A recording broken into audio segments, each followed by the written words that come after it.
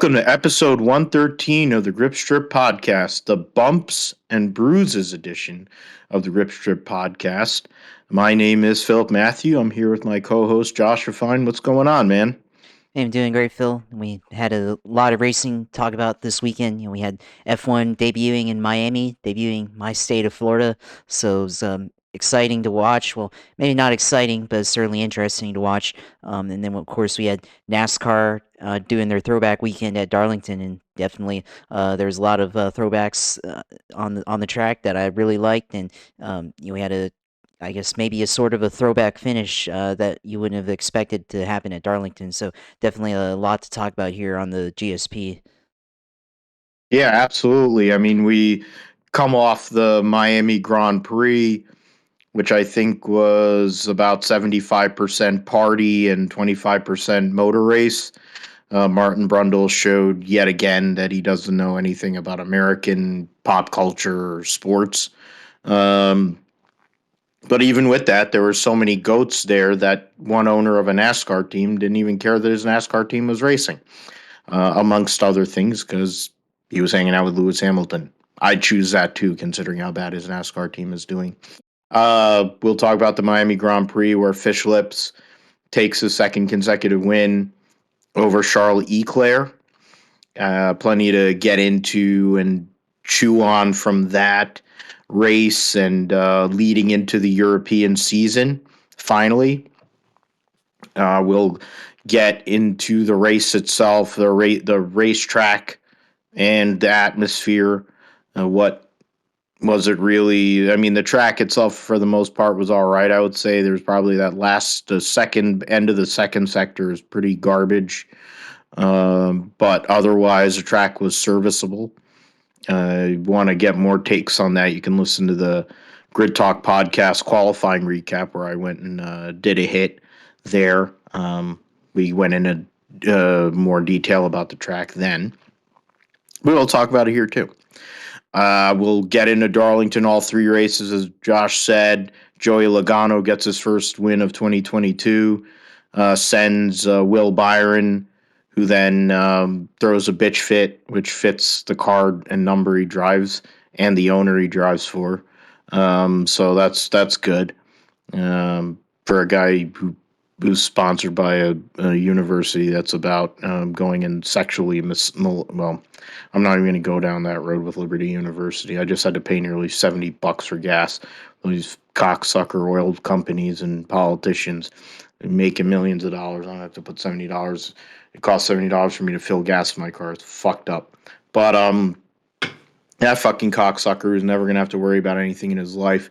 Crying wolf about Logano sending him after he put him in the wall on a restart, coming off of two. And I will get in all that. A 10th different winner so far this year. So that's a key storyline that we'll discuss. Justin Allgaier goes and wins in another Dale Earnhardt throwback, a Blue Goose throwback. Goes and gets the victory. There was two Earnhardt Wrangler schemes. Jeremy Clements was on his way to a top 10 and went Daytona 2001 across the nose of Ryan Truex's car. Would have had a top 10 finish for both of them. Would have been, but unfortunate for that. Allgaier first win of the year. John Hunter Nemechek gets his first win in a while in the truck series and kind of continues the whole Kyle Busch Motorsports Toyota dominance. And they'll be racing this weekend at Kansas. The roundup will discuss the 6 hours of Spa World Endurance Championship, and one of the car owners in that series, interested in bringing that series to his racetrack. And the W Series held their season opening doubleheader at Miami, which was the Jamie Chadwick show, and then a bunch of stuff behind her. So Bruce was proud. Moto Gp and Moto 2 will be racing this weekend at Le Mans, so we'll get into the point standings and some of the things going on in regards to, I guess, Suzuki and what might happen with those two charters, or whatever the hell they call them, in Moto GP. IMSA will be at Mid-Ohio this weekend. Won't be full Field GTD Pro will not be there, so it'll just strictly be GTD, and LMP3 will make a return this weekend. So 3 prototype categories, 1 GT category this weekend at Mid Ohio. We will also have the Formula E at Berlin this coming weekend for a doubleheader on the heels of Apt Sportsline making a return to Formula E here for the next season. Season 9 will expand to 12 teams on the grid and 24 drivers. There's been news and shakeups in regards to the driver front, which is affecting the IndyCar side. And speaking of the IndyCar side, we'll talk about the GMR Grand Prix of Indianapolis, preview that. A lot to get into there. The month of May, of course. They started at Baba, and now they'll be at Indianapolis Road Course for the first of 2 races there, leading up to, of course, the Indianapolis 500, which we'll get into in more detail starting next week. And then Cup and Trucks will run at Kansas, and, it's Kansas. Maybe Clint Boyer will get lost on the Yellow Brick Road and they'll find another announcer. Or he'll take Michael Waltrip with him and they'll get lost in the woods.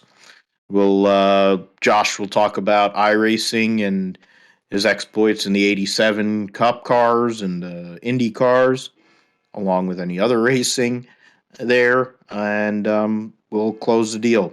I've updated some things on our Twitter pages so you get to find out. You can see where you can find us anywhere, since things have been a little bit light in recent weeks. So hopefully we'll be listening to this one. So let's start with Formula One, Miami Grand Prix. We'll see Max Verstappen win again. And, it's not really surprising. He didn't really have a whole lot of laps leading up to the race itself. He'd had mechanical issues and other problems with spin and whatever. But push came to shove. He was able to qualify third and then make a good start, go around Carlos Sainz on the initial start, and within less than 10 laps, using DRS, pass Charles Leclerc and dictate the rest of the race, set the fastest lap, gains an additional 8 points to now be only 19 points behind going into the European season, going to the track where he won his first career Grand Prix, 6 years ago now, which is crazy to think. So Max Verstappen generally looking like he's similar to last year. The Mercedes won the first race of the year and kind of was up there, but really Verstappen and Red Bull then started their dominance quietly, and in the month of May was when it really took off. In this case, he's already started that here at Saudi, went to Imola and made up a huge chunk of points, and then now we're here. So 3 out of the last 4 races he's won, and trying to get that repeat championship, trying to get that Constructors' Championship for Red Bull for the first time since 2013. It looks like they're on track for that there, Josh, after another strong weekend at Miami. Yeah, Red Bull, I think overall as a team, Red Bull was strong. I mean, look at their pace advantage on the straightaways compared to Ferrari, and they had at least a 6.5 mile an hour difference on the straights. And so I think that was one of the differences that definitely helped them this weekend and definitely propelled Max Verstappen to victory. Although I think at the beginning of the race, he didn't. It wasn't immediately that he had passed him because it took a couple of laps. It took up to lap 9 to finally take the lead. But once he got past Leclerc, he was basically gone for the rest of the race. And Leclerc and the Ferraris, they just couldn't keep up. They, like I said, didn't have quite the same amount of pace that the Ferraris did or that the Red Bulls did. So when you have that difference, generally it's not going to go your way. I think towards the end, like within the last 10 laps, Leclerc was able to close back into a half-second lead, compared to Max Verstappen. But Verstappen was able to pull away, and then ended up finishing 3.5 ahead of him at the end. So yeah, pretty dominant victory for Max Verstappen here in Miami, Florida, and it was not the first time he's won in Florida. I mean, go back to the beginning of his open wheel career. He won the Winter Heat Series in Homestead, Florida, which not too far away from Miami. So kind of a coming, no one say a homecoming victory, but certainly that's kind of the beginnings of his professional career. Before he got signed by Red Bull and everything. So coming back to Florida and winning the first Miami Grand Prix with Red Bull's pretty significant victory, and of course now he's only 19 points behind in the points championship. So we'll see, what can Verstappen do coming up in these next couple of races. We've got a couple of great opportunities to continue to get back into it with Spain coming up, and then the Monaco Grand Prix coming up. Both these racetracks aren't really known for overtaking, so if they continue the progress that they've made in the last couple of weeks with being able to have speed in the car compared to Ferrari, well, look out, we may have by the end of this month Max Verstappen once again in the points lead, which yeah, would be a repeat of last year where it took up into May for Verstappen to go ahead and take the lead in the points championship in Ferrari or in Formula One with Red Bull. Yeah, and that's something that anybody who really isn't a fan of his has to be concerned, whether you're a fan of the Scuderia or elsewhere.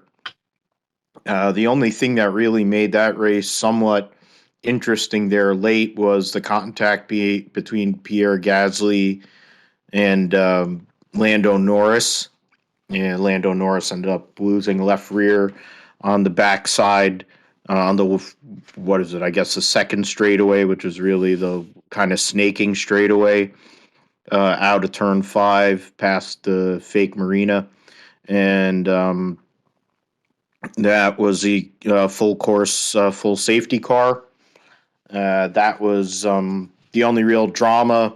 I guess Sergio Perez had engine overheating problems, which is, a continued trend. That's something that might be, I mean, I don't know what you're thinking, Josh, but I think that might be the only thing that'll hold Red Bull back here.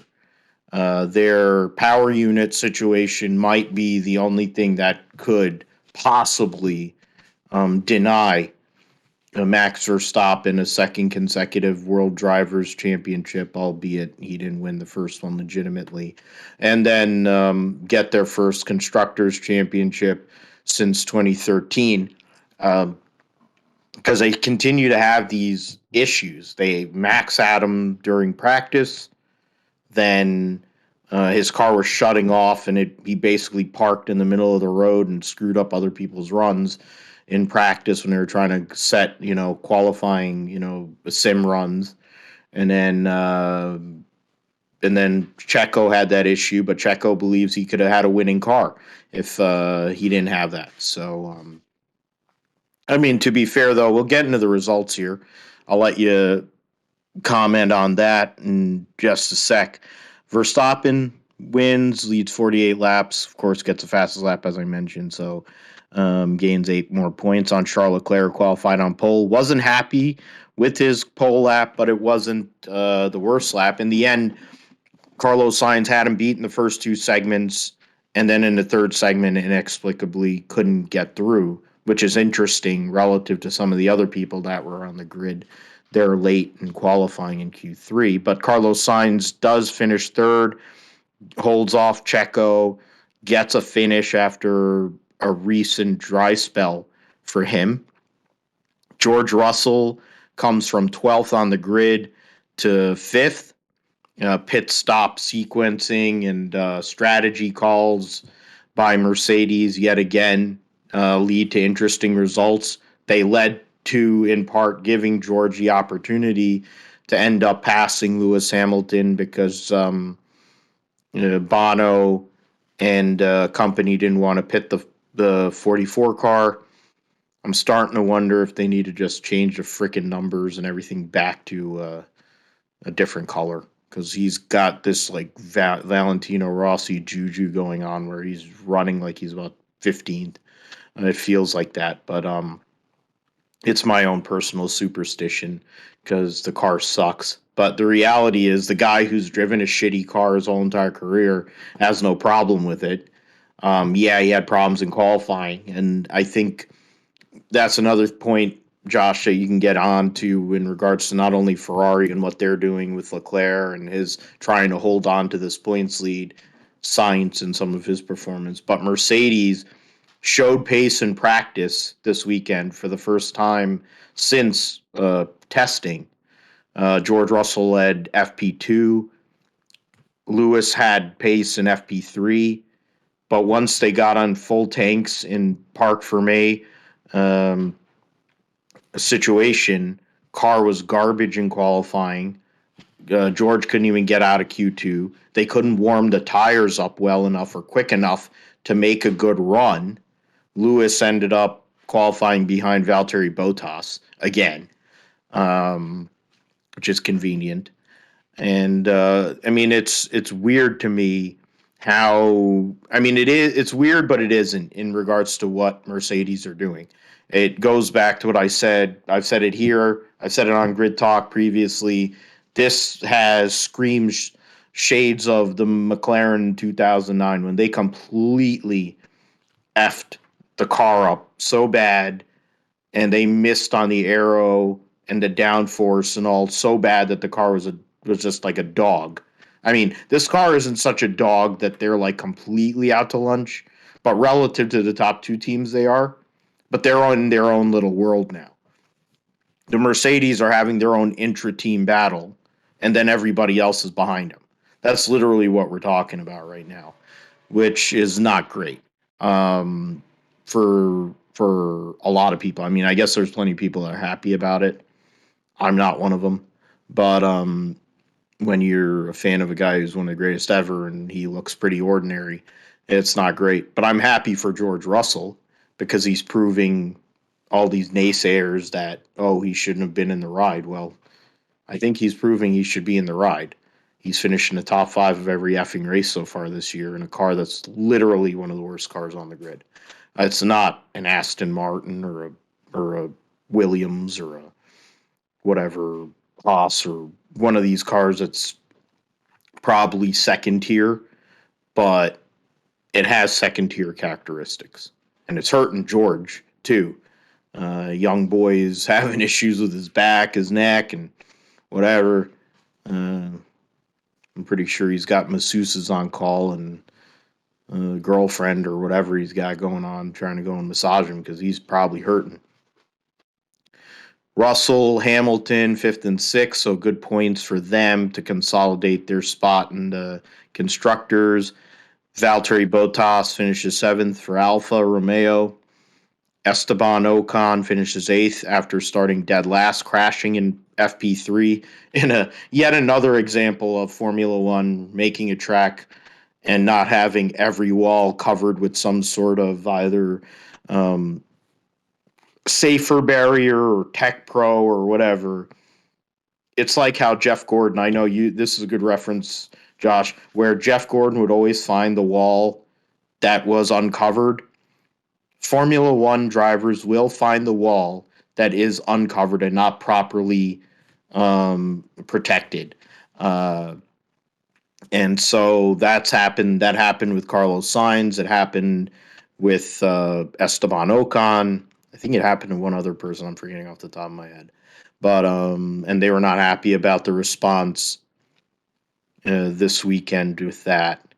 Alexander Albon gets yet another points finish for Williams in the worst car on the grid, so a 10th and a 9th place finish for him. He has 2 more points than Fernando Alonso, who lost his spot in the top 10 because I think he dumped Gasly, I think, is what it was, or Yuki Tsunoda, one of them. He dumped one of them and got a 5-second penalty. So Stroll started 10th, finished 10th. I said it on the Grid Talk podcast. The squirrel has to find a nut once in a while, and that MFer actually got one. in regards to other people, Daniel Ricciardo may have had the best helmet on the weekend. He had the Ace Ventura throwback. I was marking out for that.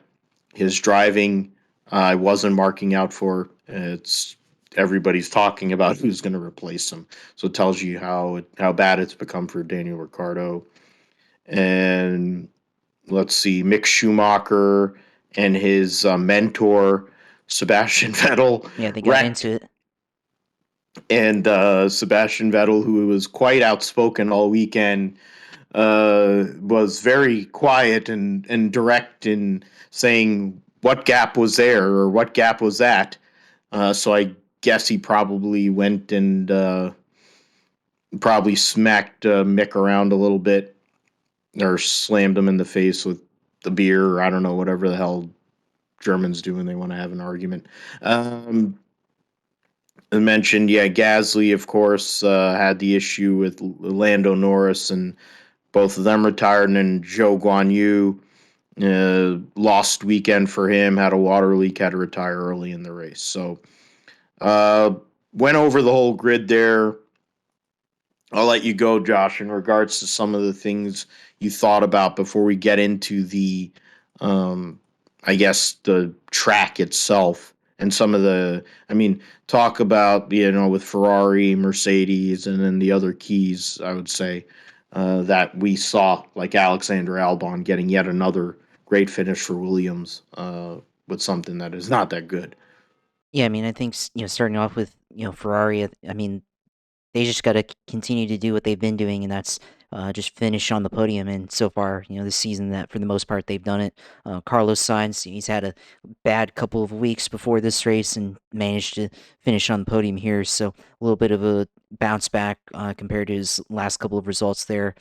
I think for Mercedes, I mean, they seem to, have, good speed, like you said, in practice, but they just haven't figured out how to translate it into qualifying speed. And you can see it's hurt their progress as a team because, you have to spend a lot of your effort coming from the back of the field. There's really no chance to win or score podiums. And, Lewis has qualified poorly a couple of times this year, and George Russell didn't make out of Q2, like you said. And I mean, George had some pace. I mean, look at where he finished compared to where he started, and I mean, he was uh, doing pretty well there. And so I think if he's able to qualify a lot closer to the front, he's able to at least make it all the way to Q3 and uh, qualify at least in the top five. And maybe you could see something from that team and possibly getting a podium there or more of podiums. But they're also fighting with each other. I mean, you could saw them. Battle each other, Lewis and George Russell, towards the end of the race. And I think Lewis talked about if the safety car didn't come out, there's probably a good chance he would have finished in fifth, which tells you how much Lewis is struggling right now as a team compared to the previous years where they were a championship contending team, being able to compete and win races, and now they're basically almost they've gone from the best team to the third best team. So now they've got to get better in qualifying and figure out what to do to at least break into the podium ranks. So we'll see what happens there. Um, I think for the rest of the teams and in this top 10, I mean, yeah, Alexander Albon continuing to get the most out of his car. Last time he was in the points, they did it due to strategy, and yeah, here they are able to kind of replicate the same thing.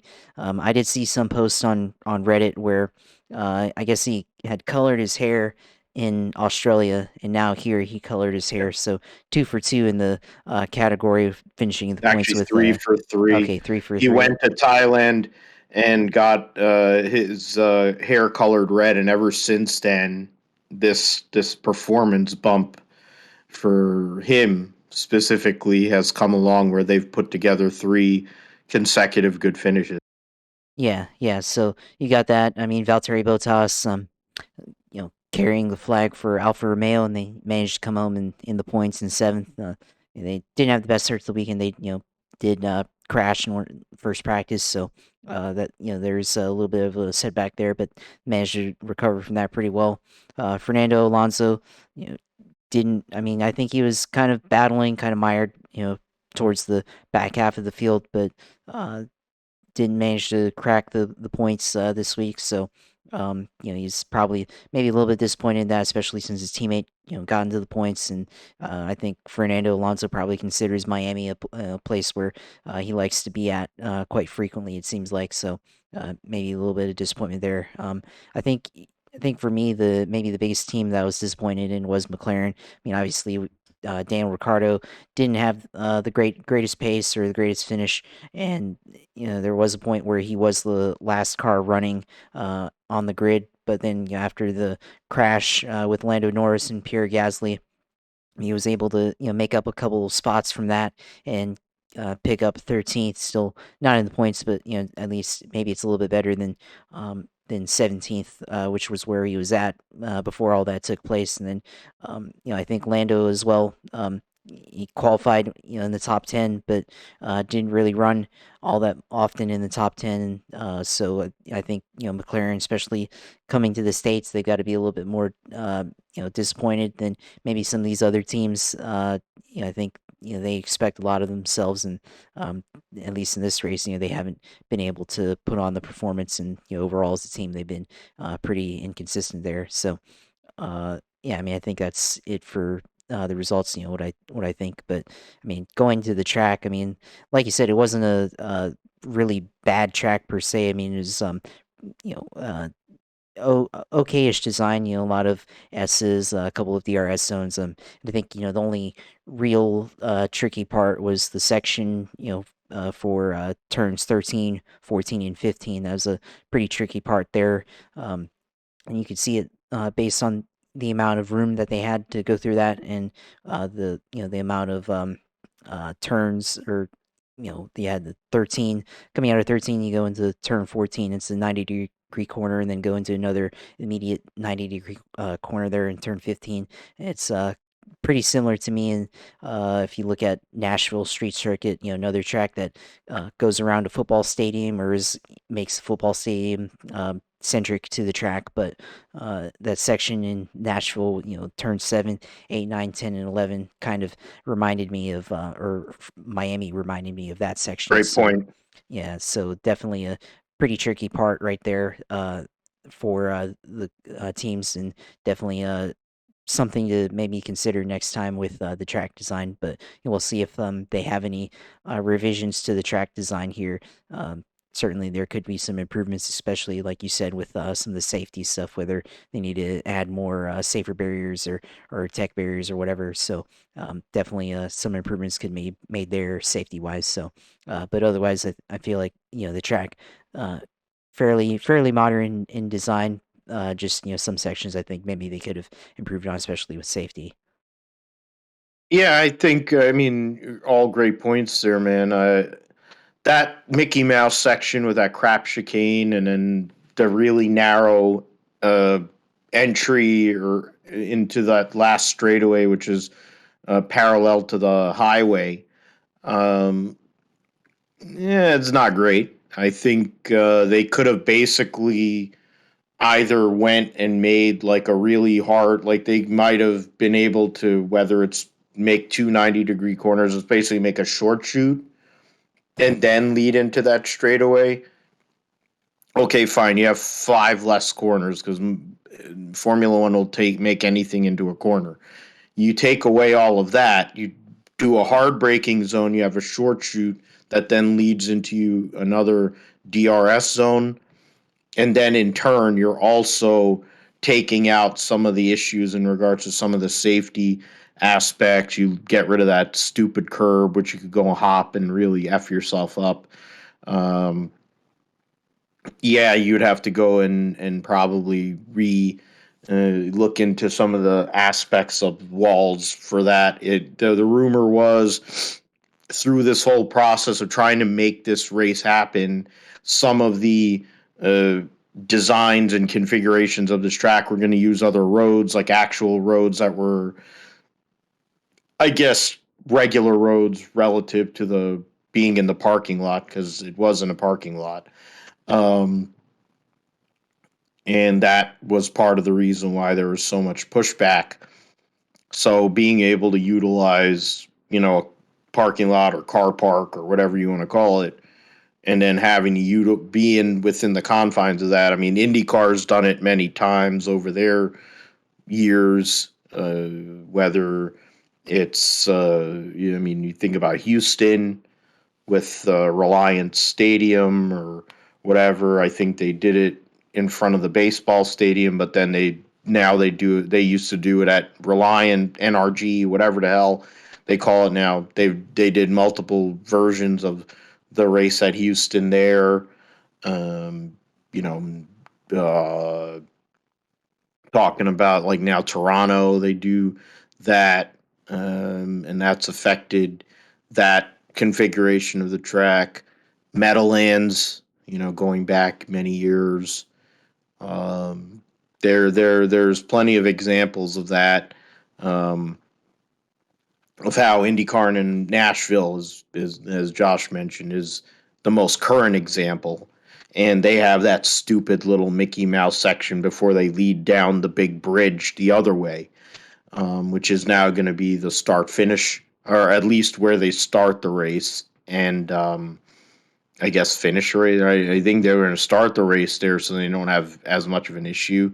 And then the start finish line, kind of like Mid Ohio, will be in a different spot by the stadium. So track was fine, middle of the road.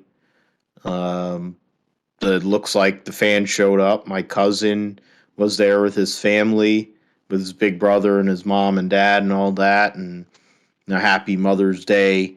I know it's post Mother's Day, so I wish my mom on the phone while I had to work. So hopefully, Josh, you're able to do it in person. I was able to do it later, but they got to go and watch the Miami Grand Prix, which I joked around with my. It's like my cousin's basically my Ollie, and I'm like, yeah, his older brother. I'm like, did you give up an organ to go there? Like, for fuck's sake, like, yeah, it's like thousands of dollars. He went all 3 days. And it was like a whole family thing. Like, I guess they're flush with money. I don't know. I don't have any money. I guess that's what it is.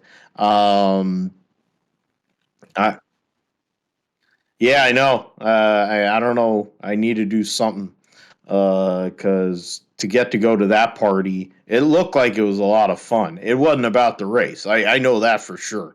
It's the way that I go to a NASCAR race. If I was, I mean, I'm not going anymore, but if I'm going to races in general, more than likely I'm going to have fun and I know that I'm going to enjoy myself. But this is like a whole different level. This is all about the party, pomp, and circumstance, and all that crap. And even if the track wasn't exactly the smoothest track, which makes sense because it's a parking lot.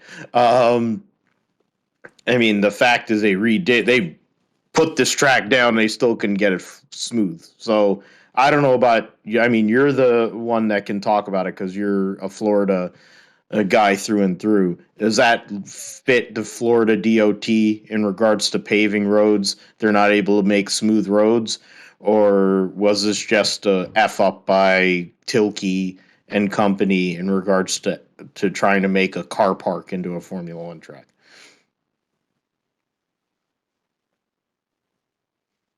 I'm gonna say that it's on the company because usually private companies should do a better job of paving roads than the government. So Yeah, I'd give it on to the people that Formula One put in charge to make the track because yeah, that was interesting seeing some parts that had patches clearly that were redone leading up to the race. And so yeah, I'd classify that on the builders, but I mean, yeah, I guess it is representative of parts of Florida. There's definitely a lot of roads that are pretty bumpy, and then there are other parts that are smooth. So yeah, I guess it does fit. So I mean, you just got to figure out your way around the roads and everything. But I mean, haven't really had too many issues. But I know there are some roads that are worse than others. But I think you can say that about most places here in America that are like that. But I mean, yeah, yeah, it's definitely a party atmosphere for sure. And hopefully next year maybe I can try to acquire some or maybe save up some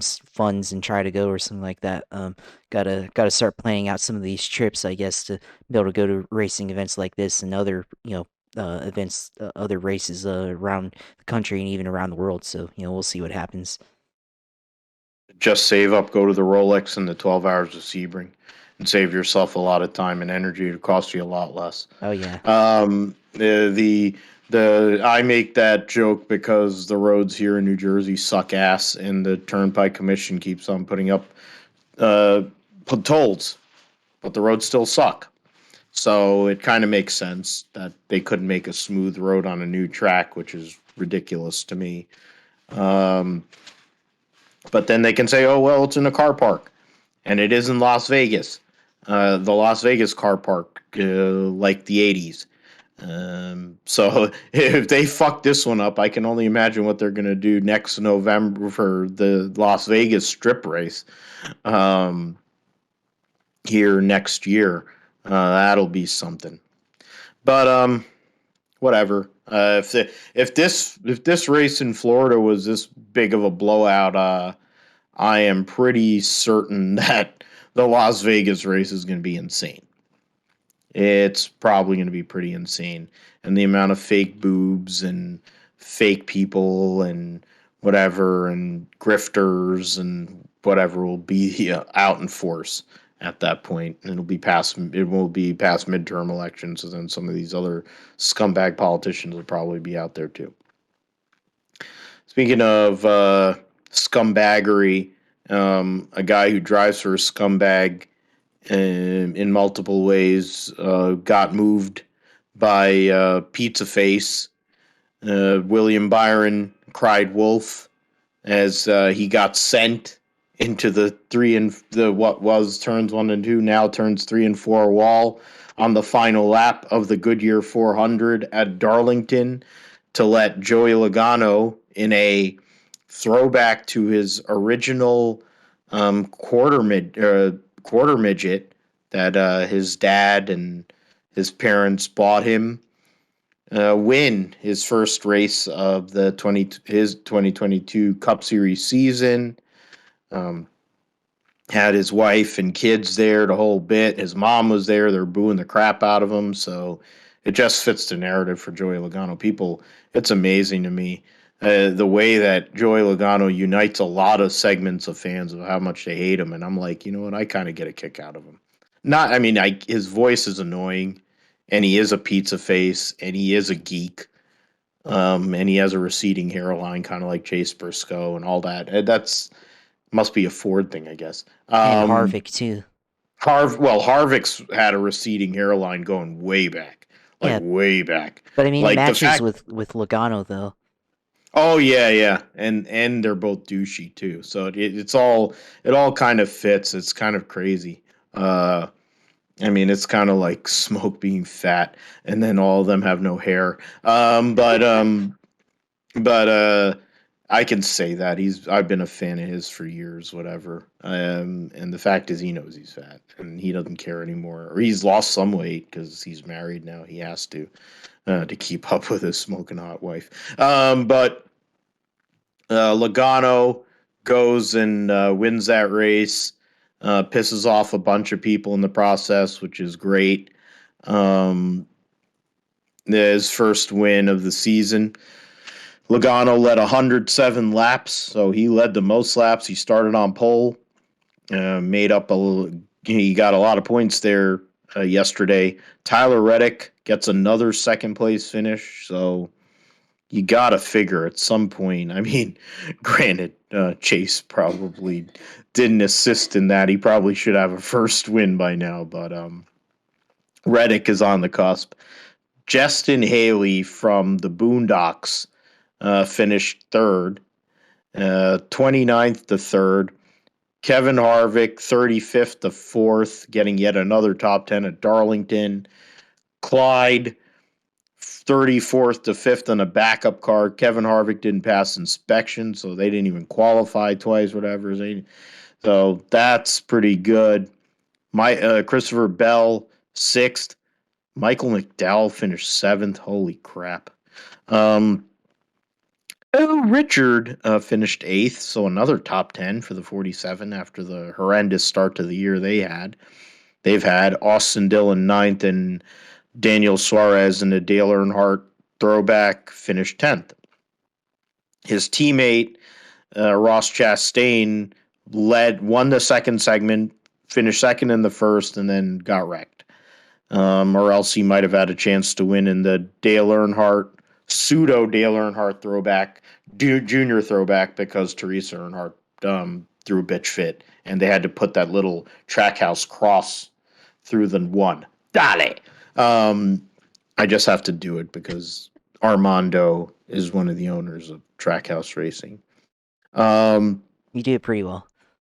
Kyle Larson, he's glad he's won a race this year. Otherwise, he hasn't had a whole lot to show for it. Blew an engine. Corey LaJoie is definitely stacking pennies, finishing 35th, and kind of running like what Marty Robbins did most of the time in his career. God bless him. But, good throwback and not the good result. Brad Keselowski definitely had erectile dysfunction yesterday. He was hitting everything but the lottery.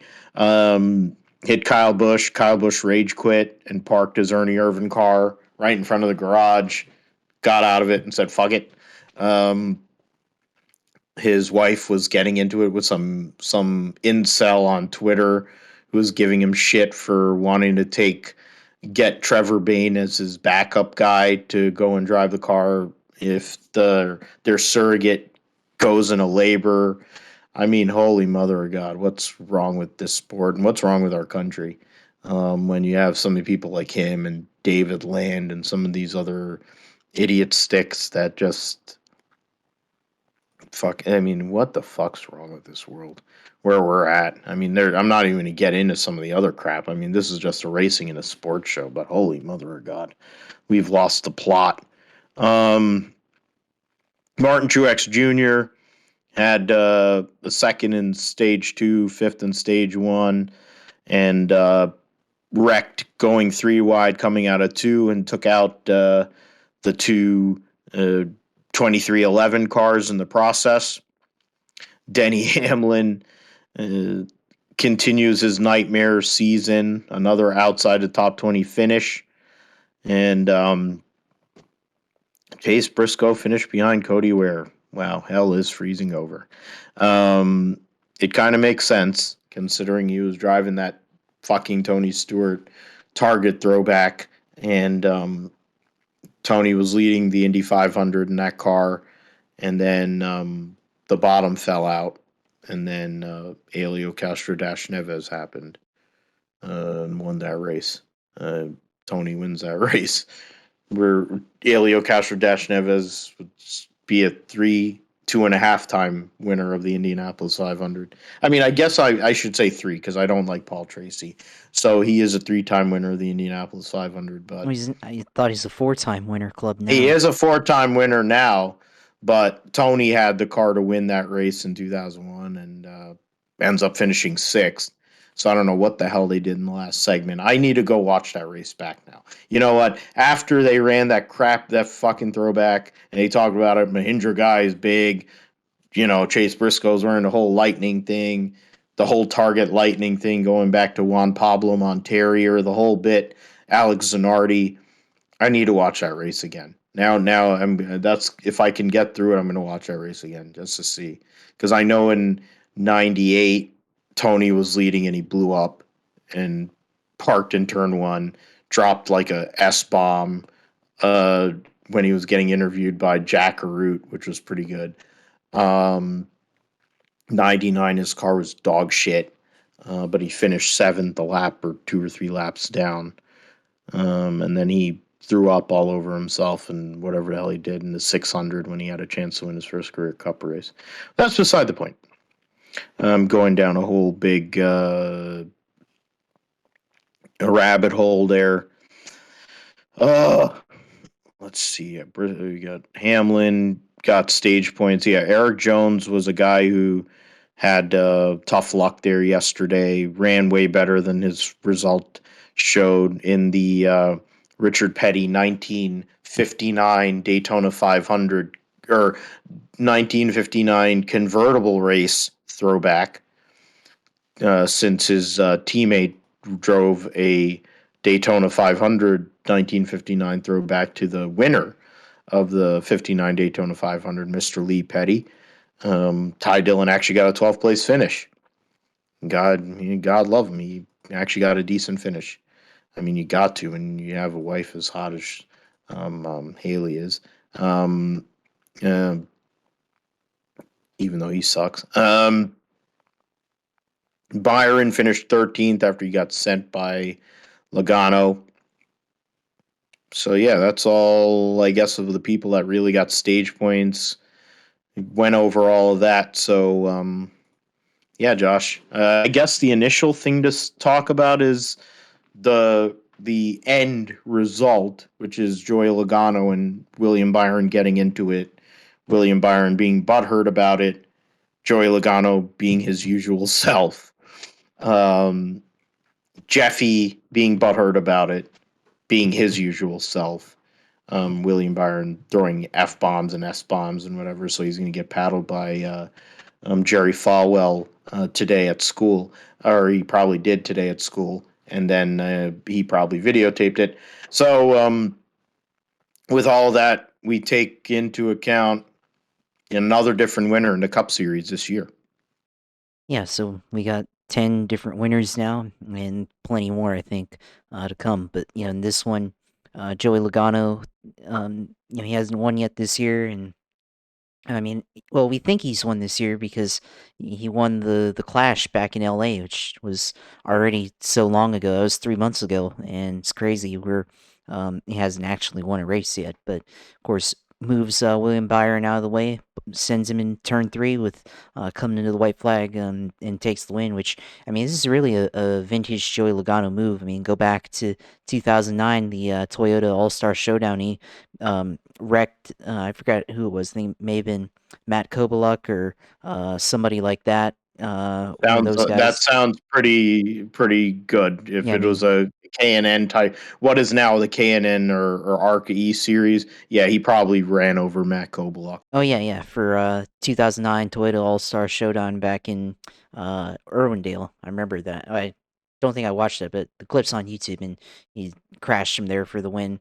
I mean, he ran over Denny Hamlin and Fontana back in 2013, and broke his back, and then of course the deal with Matt Kenseth a few years ago back at Martinsville, and leading up to that, moved Martin Truex out of the way. Uh, Martinsville to get into the Homestead for his And he championship won the win. championship. Yep.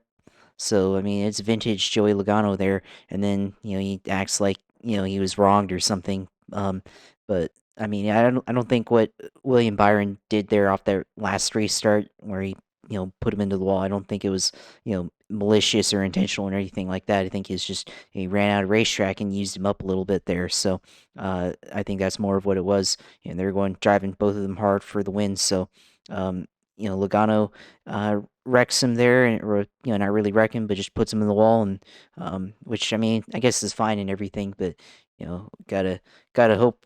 I mean, that's the standards these days for the drivers. Like we've said since the beginning of this show, the drivers don't really have a lot of respect for each other anymore, and the ones that do are the ones that are not finishing well these days, and like Harvick, and I mean even Danny Hamlin and some of the old stalwarts who you know kind of learned the trade back in the mid 2000s. Now got Joe Logano kind of the first of this new generation of racers that don't really have a whole lot of respect on the track anymore. I think he's definitely the first of that generation where they don't really do a whole lot of giving. It's a whole lot of taking. So Joey Logano now winning this race, of course, in vintage fashion. So I mean that's how it ends for this race, and we'll see William Byron probably lead a couple of more races here coming up soon. It seems like they've got the speed in their cars. It seems like they've somehow inherited whatever Kyle Larson had last year, and now they're the ones winning the races. I mean, they've won 2 races so far to start the year, but they've lately been in the lead at a lot of these events. So I think the 24, you're not going to see the last of them. They probably will continue to lead, especially coming up with some of these mile and a halves. Like you got Kansas coming up, and you've got Charlotte 600 coming up, so a couple of tracks there that they could definitely really excel at. But I mean, this race was definitely up and down race for sure. Of course, Logano winning, and then you had Kyle Larson, who was good at the beginning of the race, but then lost an engine. Martin Truex was also pretty good.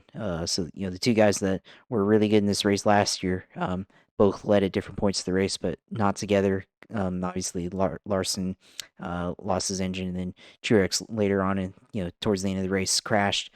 So yeah, definitely a wild race. I mean, the fact that you only had 23 cars finish on the lead lap shows the level of attrition that was in this race specifically. And this was the Darlington Goodyear 400, and I mean this wasn't even the Southern 500. So we'll have to see what happens in September when they come back, and see if they crash more cars at this race. So that's going to be interesting.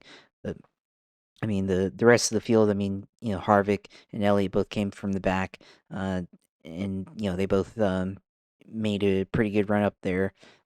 I talked about Ricky Stenhouse could be a somebody to watch as a wild card, and yeah, he was up there, up in the top 10, maybe even into the top 5 at some points, especially during some of these restarts.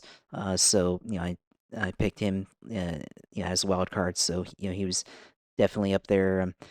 Daniel Suarez, another young guy that's yet to win this year, gets another top 10. So he this week carries the flag for Trackhouse in this race. So definitely good finish. At least salvaged the effort from Ross Chastain. So yeah, this race was definitely had a lot of drama, a lot of crashing, but still. It was, very much a vintage Darlington race. The way that it turned out. I mean, at the end of the day, you had to be able to be good on tires, and I think that's what killed the 24 there at the end of the end of his run. Is they basically had used up the tires, the right rear, and Logano. I mean, I thought with 10 to go, I thought it was William Byron's race, but then 5 to go. Logano gets within back half second of him and starts to reel him back in, and of course bumps him out of the way in turn 3 with 2 to go. So that's how it goes. Sometimes as far as being able to be good on tires towards the end, and Logano, he was able to figure out the right line and be able to save his tires for the last couple of laps. Whereas uh, William Byron, I think, tried to build up a big lead, and then it faded toward the end, and then allowed himself to get bumped in the way. So there's two approaches to this, because a couple weeks ago we saw Tyler Reddick very humbly accept the second place finish in that race, or at least humbly accept being wrecked by Chase Briscoe to lose that race. And he said he could have done a lot better than that, and could have done a lot more to be able to keep Briscoe behind him. And then here you see William Byron get angry. I mean, he's has a right to get angry, but then of course you could just say, well, we could have done a lot more to keep Logano behind, and instead of complaining about it. So two approaches there. So that's how it goes sometimes in the Cup Series. But definitely it was an interesting race to watch for sure, with all the different throwbacks. And we talked about leading before the race, leading up into it, with some of these throwbacks. And I had said the Hendrick cars, like Larson and Alex Bowman, were some of my favorite throwbacks. And then, well, they hadn't announced the throwback for Suarez and Ross Chastain. I have to say, I think that might be my favorite throwback for that weekend. I think, Yeah, they won. yeah, I think they won that one, especially. I mean, even after the slight change to the number for the one car, but still basically a replication of the 1998 throwback with Dale Jr. and Dale Sr. there. So I think I'm gonna have to buy that throwback diecast if they make it, because definitely think they're gonna have to make a set for both those cars, and definitely have to buy that one. I wish they would, because I wanted Suarez to get his first win. It would piss people off. Number one, number two, it's a Coca Cola car, and I just have the affinity for those Coca Cola cars, and it looks so good. And Justin Marks, Trackhouse, they did such a great job with it.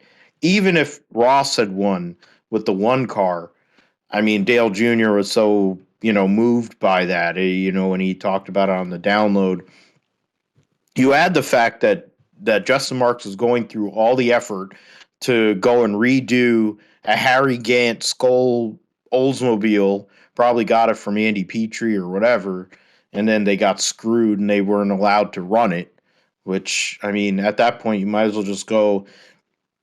What they should have done is they probably should have just went like Wayne Peterson or whatever, those hillbillies that go to ARCA. They used to go to ARCA races with like half a car or whatever, them bullshit, and they'd duct tape over whatever, and they'd make their numbers with duct tape. Just duct tape over the skull and just and the logo and just run it around. Who cares? I mean, that's what they should have done. I mean, it's the same way as how Formula One they used to run races in places where you couldn't show tobacco. So they come up with funny ways to do it. I think the Jordan, when they had Benson and Hedges, did the best job with it, like with buzzins and hornets and other different ways. But Rothmans, Marlboro, they did more boring, tepid ways of covering it up, and it's possible. Yeah, Penske But did that too with Marlboro when they with had that Marlboro, sponsorship. yeah, when they couldn't run Marlboro anymore, but they were still Marlboro Team Penske. They were just Team Penske, but they had to. It's what's funny is the cars were still painted like a Marlboro pack of Marlboro cigarettes, but it just said Team Penske on the side. It's still an effing Marlboro. It's like what anybody who really wants to get the subliminal message is gonna get the damn subliminal message. We look at where we are as a country. If the damn thing looks like a cigarette packet, you're gonna think about cigarettes. Whether it's e-cigarettes, whether it's whatever cigarette. Come on now. Um, they acted like getting rid of cigarettes and alcohol sponsorship out of these sports is gonna cut that down. No, now you have e-cigarettes. Now you have weed. You have whatever. It don't matter. You're gonna figure out what you're gonna figure out. You're gonna decide whatever substance or whatever solution to solve your problems. You're gonna do it. It don't matter what the hell, unless you're on like you're medicated, you're medicated out or whatever with prescription shit, and then which is another problem with our country too. But whatever, the way prescription drugs are, but beside the point. I mean, Logano, I saw the move that Byron made on him. I don't think it was egregious. William Byron he's kind of a douche, so it fits being at Hendrick Motorsports the way he is. His sponsorship package it kind of makes sense for what he is as a person. Um, he's not known for running into or over people in his career generally, so it's not in his nature to run somebody into the wall. I know that he's aggressive enough and he's a young enough guy where he could do it, and I think we could probably go back and find something through his history where he's done that. But it's not a regular occurrence like Josh chronicled with Joey. But I also think, in a sense, of Joey Logano, when you basically got railroaded in the Cup Series when he started, and his own teammates hung him out to dry too, which are Danny Hamlin and Kyle Busch. And Joe Gibbs basically hung him out to dry after they made him the best things in sliced bread and all the. I mean, Mark Martin named him that, and then he brought up at 18 years old, and they never really gave him a real shot. It ended Greg Zipadelli's crew chiefing career, honestly, because he didn't bother to listen to what Joey needed. And then he was basically in a position where he wasn't going to have a job. He had to move Mark Martin to win at Pocono, so there you go. So he'll even move somebody who he looked up to. It don't matter. Joey Logano is one of those guys that'll wreck his own mom or dad to win a race. That's just who he is. He watched Dale Earnhardt. Sorry, you inbreds. Dale Earnhardt did this too. It's a thing. And now when you look at Ross Chastain did it at Coda, you know, Briscoe has done it twice and failed miserably at it. There's other people. It's the thing. You look at these assholes that are in the trucks in the Xfinity series. You want to be offended by it? This shit was going on decades ago. But the difference was the guys were way bigger. They didn't have edumacations, and they'd go and fight in the infield like Cale Yarborough did with the Allison brothers in '79, which is why NASCAR in the modern era is what it is. Um, you don't have to like Joey Logano. At the end of the day, he did what he had to do to win. The way it is now in this format, you need a win, but I think it's something we're going to talk about here later, and we could talk about it now. Winning one race isn't going to be enough right now. The only two people that are definitely locked in is Byron and Chastain. After that, you have a bunch of people with one win this year. You have not 8 drivers with one win, and you have a bunch of guys behind them in this point standings. I mean, I'm just going to get into the points here for a second. The driver points, I mean, not the I guess the playoff standing, the chase standings. You have Blaney is got 388 points, so he's tied with William Byron in points. Chase Elliott is the points leader by far. He's what is it? 53 and 12. So he's 65 points up. So he's working on trying to get those bonus points at the end of the regular season as the regular season champion. So he's done well for himself. Right now, you have Austin Cindric and Denny Hamlin are outside of the top 20 in points. That would make the playoff right now because of their wins. Martin Truex is there, Christopher Bell, so the two JGR cars that haven't won, Harvick and Almirola are right there with each other, along with slightly ahead of Chase Briscoe, of course, who has won. He's ahead of the cutoff in regards to the top 16 overall in points. Austin Dillon's a point ahead of Tyler Reddick. I mean, granted, some of the stuff that's happened to Tyler Reddick this year, he probably should be in ahead of him. And Eric Jones is only 4 points or 5 points behind in another RCR car. Daniel Suarez is, 18 points out. So you look at some of these drivers and what they've done this year, this could get past 16 drivers. The way this new car has done certain things, it's become a Hendrick and Gibbs kind of benefit in a lot of ways. But it's definitely given a lot more teams an opportunity, Josh. And it's pretty, I guess it's a really good thing. It's very organic thing based on the new car, but it's the question, are we going to see more than 16 winners?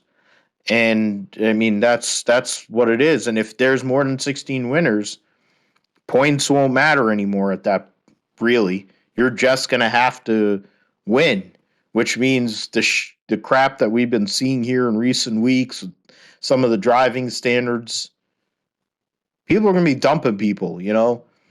There's certain, you got 2311 that sucks ass.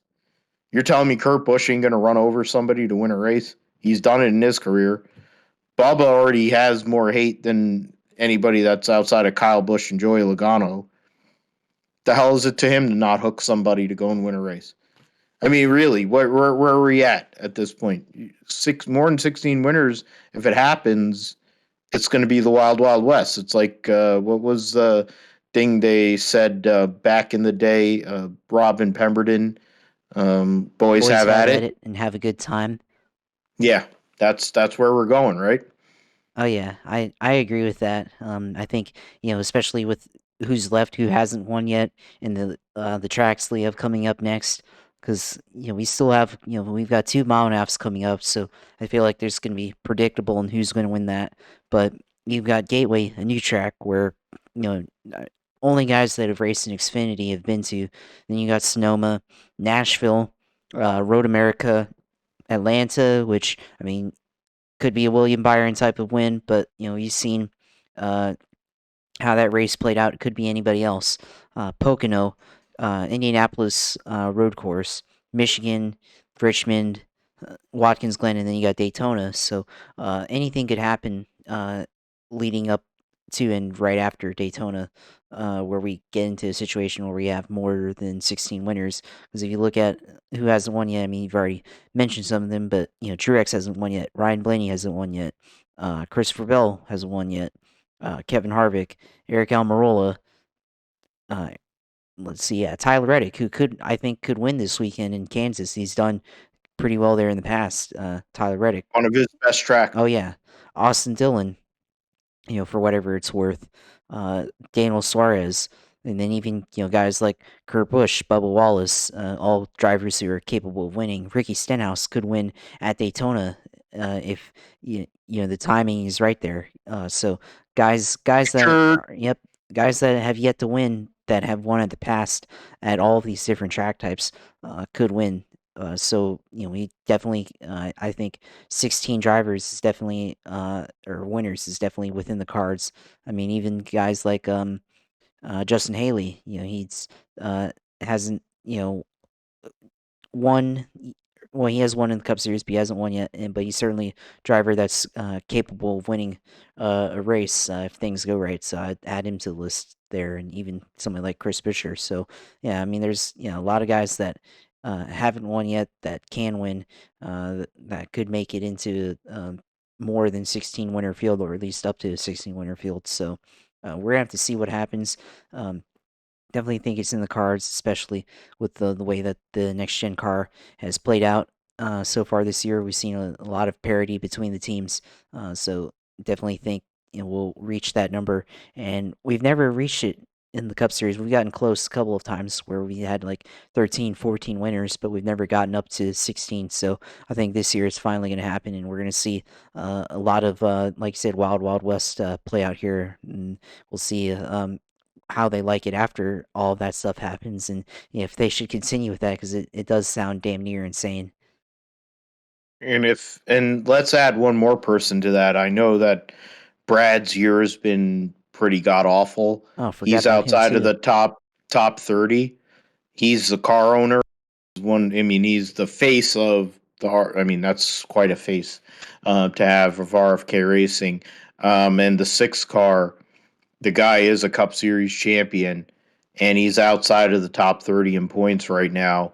Um, if he goes and backdoors a win and can get back into the top 30 in points, I mean, frankly, there's only 32 drivers that have driven every race this year, and he's 31st, because the reason is they had that 100-point penalty.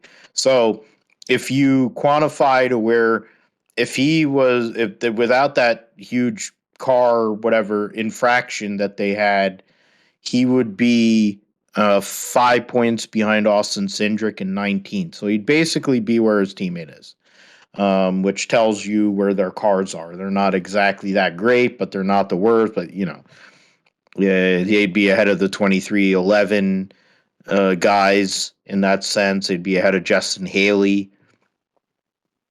amongst others. I mean, they're not doing as bad as like Ty Dillon or Cole Custer, who's the drizzling shits. Oh, Richard has had a lot of bad luck. He's run with better than that. The rookie battle behind Austin Cindric. I mean, Austin Cindric hasn't done, to be fair, outside of Daytona and Coda, he hasn't done jack shit. I think he qualified on pole at California and then disappeared. So really, he's not done much of anything, and then the other rookies haven't done shit either. Um, Corey LaJoy is Corey LaJoy, and then Cody Ware is Cody Ware. Yeah, but Brad Keselowski, because of a 100-point penalty, is outside of the top 13 points, which has to be something when you consider that Ryan Blaney is one of the best. He's third in points, or tied for second in points right now, and Joey Logano is fourth in points. Yep, that's gotta suck. Um, let's get into the Xfinity series here.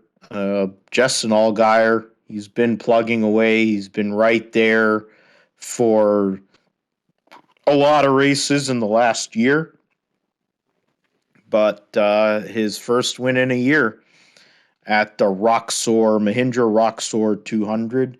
The Grand Marshal for the race was Chase Briscoe's mama. So happy Mother's Day to her, getting to be the uh, Grand Marshal of a race that her son wasn't even in, but was her son's sponsor. So God bless her. I guess Darlington Raceway definitely is a great track for the Briscoe family. Considering all that's gone on these last couple of years, and with Brooks being around now. Well, that's beside the point. We'll get into it. Justin Allgaier wins. He led 76 laps. Gagson led the second most laps, won both stages, but couldn't hold off a little Gator. When it counted, Riley Herbst on a sort of resurgence, if that's possible when you're Riley Herbst. I kind of wish Richard Boswell was Chase Briscoe's crew chief. I think I've said that about 100 times on this show. He's better than what Briscoe has right now.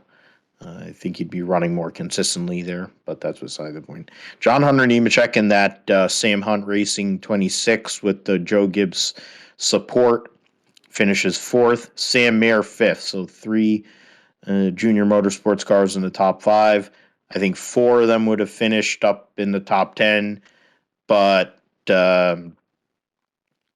Josh Berry was given the dummy and he jumped this restart in a bad way and basically penalized and had no chance. He came all the way back to finished 18th, so there is that. Keebler Gibbs finished second in both stages, but ended up 16th after qualifying on pole. Or they went on points, which sent Clyde home, which was funny. Getting all of his great fan base a little butthurt, but whatever. Couldn't rely on Castle, that Champions Provisional either.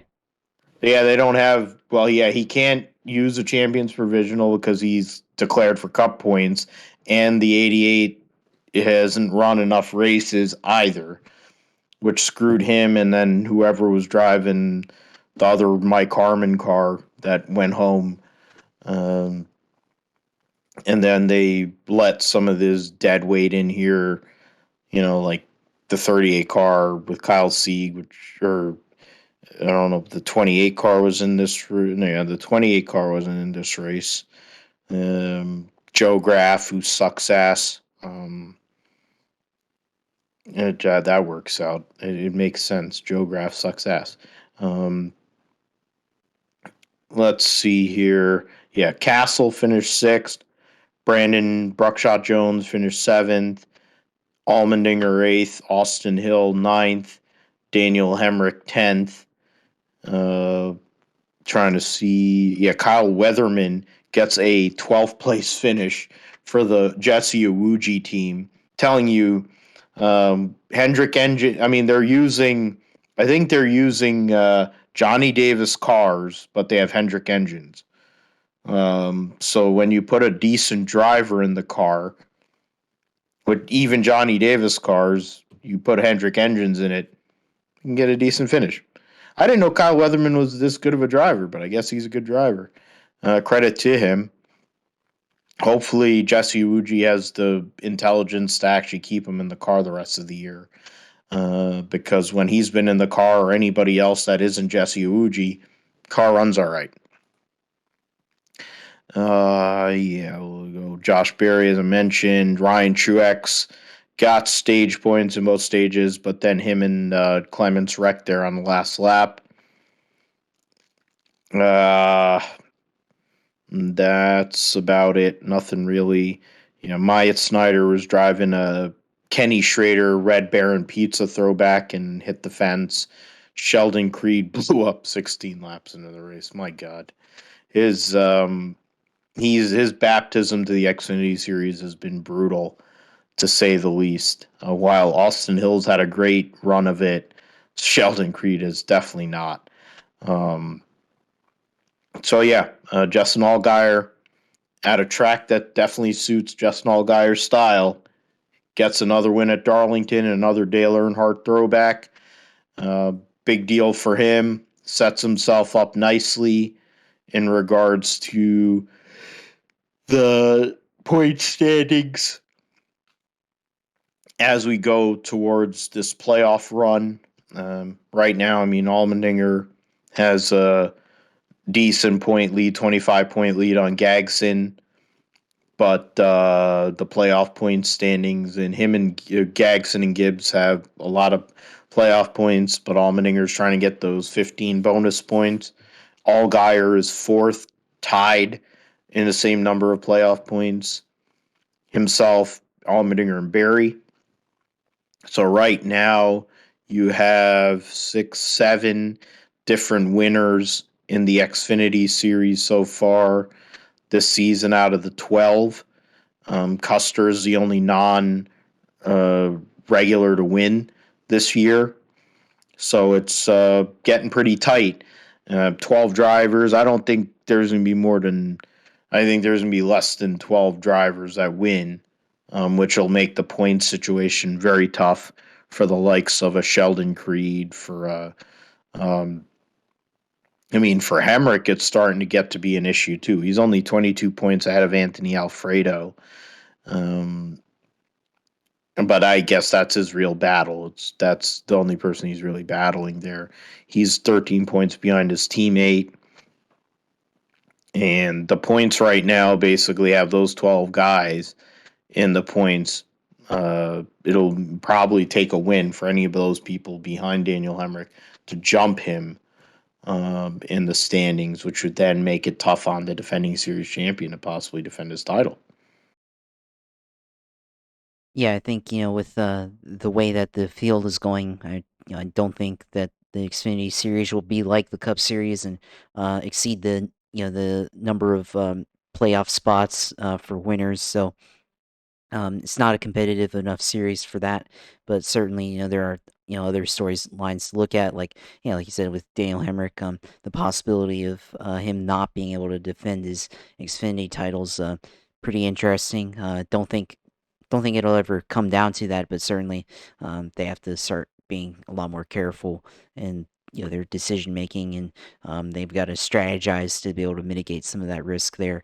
But Justin Allgaier, I think I picked him in the picks for the last week, so right on the money for that in the Xfinity Series once again. But he goes out and wins at Darlington and gets first win in over a year in this series, and had to defeat a couple of teammates to do it. Of course, I mean, I think Josh Berry could have given him something if he hadn't jumped the restart there.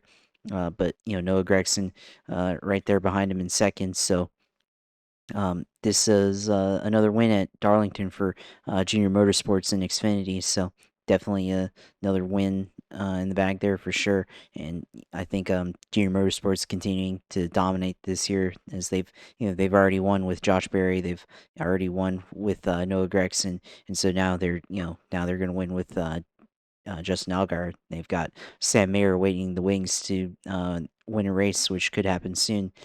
So I mean, that's definitely one winner that could make things interesting in the Xfinity playoff hunt. But otherwise, it's pretty straightforward from there. But a little bit different race, of course. With Ty Gibbs, not his usual self. I mean, he did finish second in both stages, but wasn't there at the end of that one. And then, of course, you mentioned Riley Herbst, which I guess uncharacteristically finishing in third. And you mentioned his top 10 streak that he's on right now, which is, I guess, interesting for that team, because normally they're one of the maybe more back half of the Xfinity regulars that attempt the full season and are expected to be somewhat competitive. So definitely interesting there. John Hunter Nemechek, of course. So after his Truck Series win, which we'll talk about in a minute probably, but finished fourth for Sam Hunt.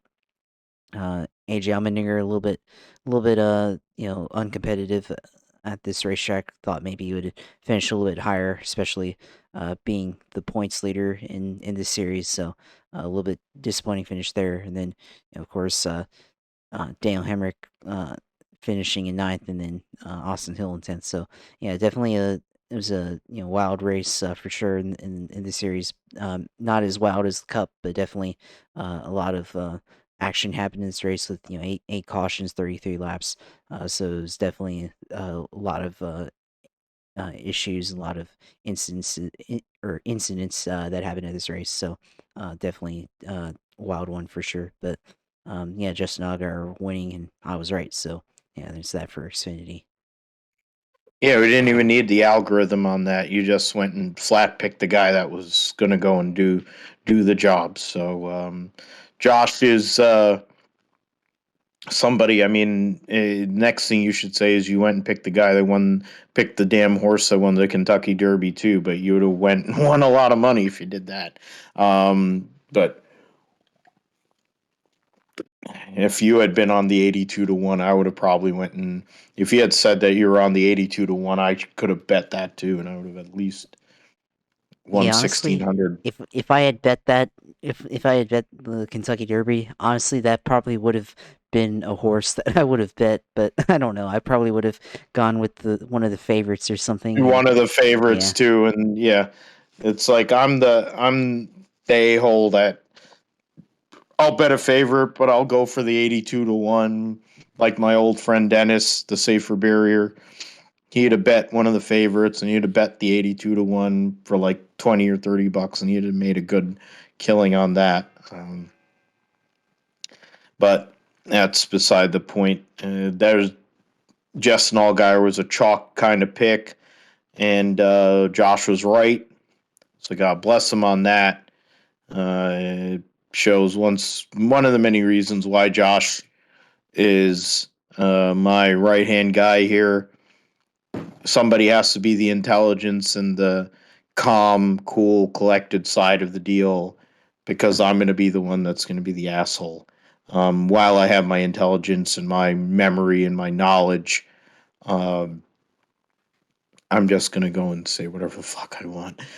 Josh is way more controlled and uh, in his and way more calm, cool, collected, very Terry Labonte like to my I don't know Jimmy Spencer, um, without the crying towel and without being like 280 pounds and being a gardener. Even though my client that I was working with yesterday gets to water plants all day. Um, Speaking of plant watering, we'll get to John Hunter Nemechek, who won last week the Dead On Tools 200. Dead On Tools 200 at Darlington Raceway in a non throwback, of course. So you gotta, I mean, there's so many Mobile One throwbacks you could go with. I mean, can't do anything with that. Like, I mean, I don't even like Paul Tracy, but Paul Tracy had a great Mobile One paint scheme back in his day when he ran the Mobile One car for Penske. I wanted Tony to throw back to that in his last year too, because they had that whatever the hell they called a horse or whatever the fuck for Mobile One. They had that whole thing going. They could have thrown back to that car, and hell, his wife's doing it here basically. I mean that Mobile One scheme is similar to another Mobile One scheme that existed in NHRA too, but that's another throwback that we have to get into later. Um, but John Hunter gets the win over Carson Josevar. You talk about Tyler Reddick. Another guy that's really close to getting that first win is Carson Josevar. I talked about that last week on the show. I kind of feel like I think I picked Enfinger. Yeah. Um, and Enfinger finished third. Majeski fourth. Kligerman fifth. Won a stage. Hocevar won the second stage. And Priest driving for David Gilliland finished sixth in a Reggie Ruggiero throwback. Zane Smith 7th, Ankrum 8th. Um, I forget who Ankrum was throwing back to. I think it was. I have to go look again. Todd Bodine talking about throwbacks finished 9th, and D Burrito running a Sterling Marlin Coors Light scheme finished 10th. Ross Chastain finished second in both stages, but ended up finishing 25th. Unfortunate for him. He had a better vehicle than that, along with Ben Rhodes, defending series champion. Trying to go through some of the other people there. Chandler Smith got points in both stages, but only finished 20th. And yeah, there is that. Crafton ends up getting DQ'd. He finished in the top 5, but ended up getting DQ'd in post race inspection. So, huge loss of points for the 3-time series champion here as we get into this season. I mean, you don't have as many races in the truck series as they do in the other series in the Cup and Xfinity. So there is something to that right now at the moment. You know, there's only 10 drivers make the playoff in the truck series. You have Corey Heim, who's not running full time, so he's not eligible. And there's whatever, I think, I'm trying to look at who else. Yeah, and then you have William Byron, who won a race. So those are two non. So right now, 3-5 wins so far. There's the top 4 of the top 5 are the people that have won this year. Rhodes, defending series champions, a points leader. John Hunter second, 2 points out of his teammate Chandler Smith. And then Zane Smith's 5th with 2 wins. So as it stands right now, Parker Kligerman's 11th in points. He's only run 5 races. He's ahead of a ton of drivers that have run every race this year, including Haley Deegan, who's 28th in points, which is hilarious. And she's behind, what is it, 1, 2, 3, 4, 5, 6, I don't know, four different drivers that have run less races than her, along with a bunch of crap that's run every race. I mean, Ryan Preece actually declared for truck points, I guess, because he's declared for truck points. He's only run 3 races, and he's ahead of 1, 2, 3, 4, 5, 6 regulars. That's yeah. But John Hunter Nemechek gives himself after last year when he dominated, similar to Kyle Larson in a lot of ways, but kind of disappeared in the playoffs. Kyle Larson just went and kept on going. John Hunter's been on a little dry spell, goes out there, wins this race, basically sets himself up to go in R&D, to put himself in a position, either him or Chandler Smith, to get this drivers' championship for Kyle Busch Motorsports in a time of transition for Kyle Busch, not only family-wise, having another kid, but sponsorship-wise for him in his Cup career, looking at the next steps in his life. I know John Hunter is too, trying to see how he can get back up to the Cup Series. A truck win this weekend at Darlington doesn't hurt in that perspective. Yeah, John Hunter finally winning in 2022, although, like you said, we haven't had a whole lot of races here in the Truck Series so far, so definitely uh finally in the win column feels good for John Hunter. So I think maybe now that, like you said, now he's got a win, maybe they can R&D it and come up with some more wins, maybe. So you'll have to see what happens there. And then you mentioned Carson Josevar, of course, finished second a couple weeks ago, or almost a month ago at this point, at Bristol on the dirt. So, another second place. So a win has to be on the horizon soon for Josevar. I mean, it's got to be coming, and he's definitely a guy that you can like in this series, and definitely think once he wins, it's going to be a big win for sure. You mentioned Matt Crafton. I think there was a highlight of him going four wide off of turn four at Darlington, and he managed to be the first car out of that mess. I think that was maybe one of the highlights I saw from that race, and maybe they decided there, he's like, yeah, you can't do that at Darlington. He's probably got an illegal car, throw his car out. So that's probably what happened there um, in that race. But yeah, another wild race here in the Truck Series at Darlington. I mean, it seems like no matter what series it is, there's always a lot of cautions and stuff and everything because there was like 10 cautions in this race. So definitely a lot of action happened at this race on Friday night, and John Hunter was able to come out with the win, uh, and yeah, sets himself up nicely for the championship. So. We'll have to see if they go on a similar tear like they did last year, or if it's more of the same like this year, and they just happen to lock in their spot. But good for KBM to get one of their cars into victory lane. And for the guy that should have won the championship last year, at least now that he's won now, maybe he can focus on doing, I guess, improving on what he couldn't do last year to win the championship. So we'll have to see. Yeah, he should have, but they ended up effing it up early in that race, and Ben Rhodes was a beneficiary there. And to be honest, it's not like Ben Rhodes for all 85 years he's been in a truck series has done anything wrong in his defense of the championship in regards to people who are ride buyers and have been in the series way too long.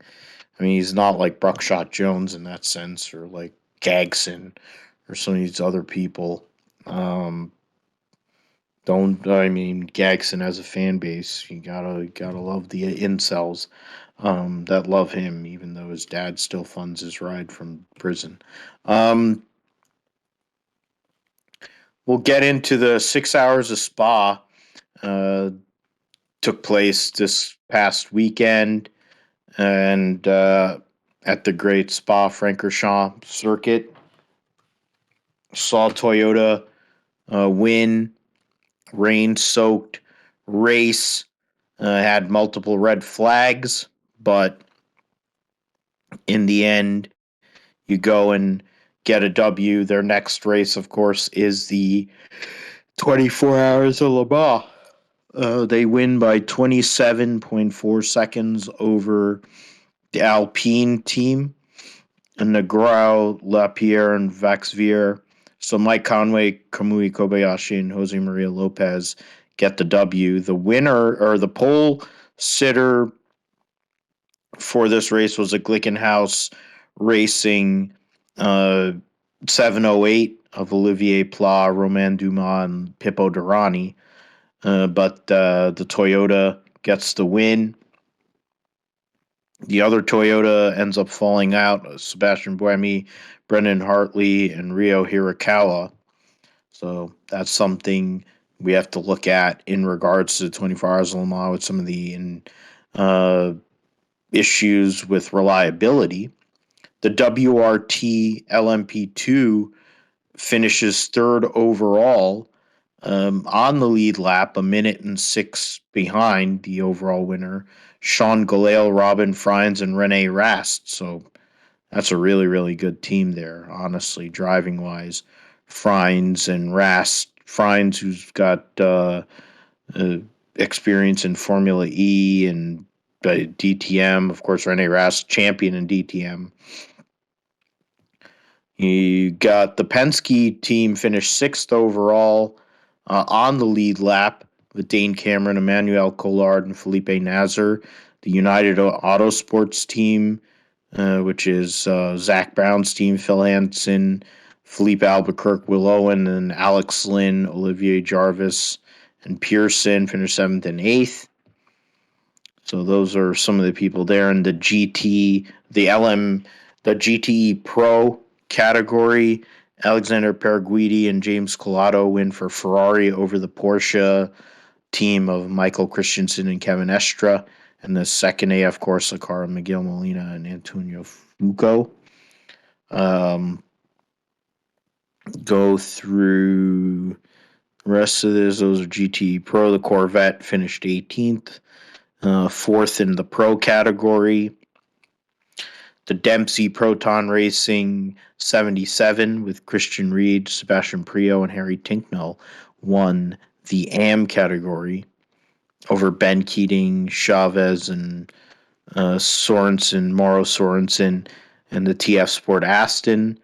The AMR, the Northwest AMR Aston with Paul Dallana, Nicky Thiem, and Pittard round out the podium in GTM. As I mentioned, of course, the next race in the calendar for the WEC is the 24 Hours of Le Mans, one of the greatest races that exists in all the world. In regards to the next race the next series we'll go over here is the W Series, which saw Jamie Chadwick dominate. Or before we get into Jamie Chadwick's domination, Roger Penske wants to see the WEC come to Indianapolis for an enduro. Gary Watkins on motorsport.com talked about that. Looking to have an endurance race at Indianapolis. Doesn't look like Formula One's going to be coming there. They have 3 races. 2 of them are at street circuits. So he wants to have a sports car enduro. And whether it's WEC or IMSA, that's what he's looking for. We'll see what happens with that. That road course is definitely busy. The W Series race at Miami saw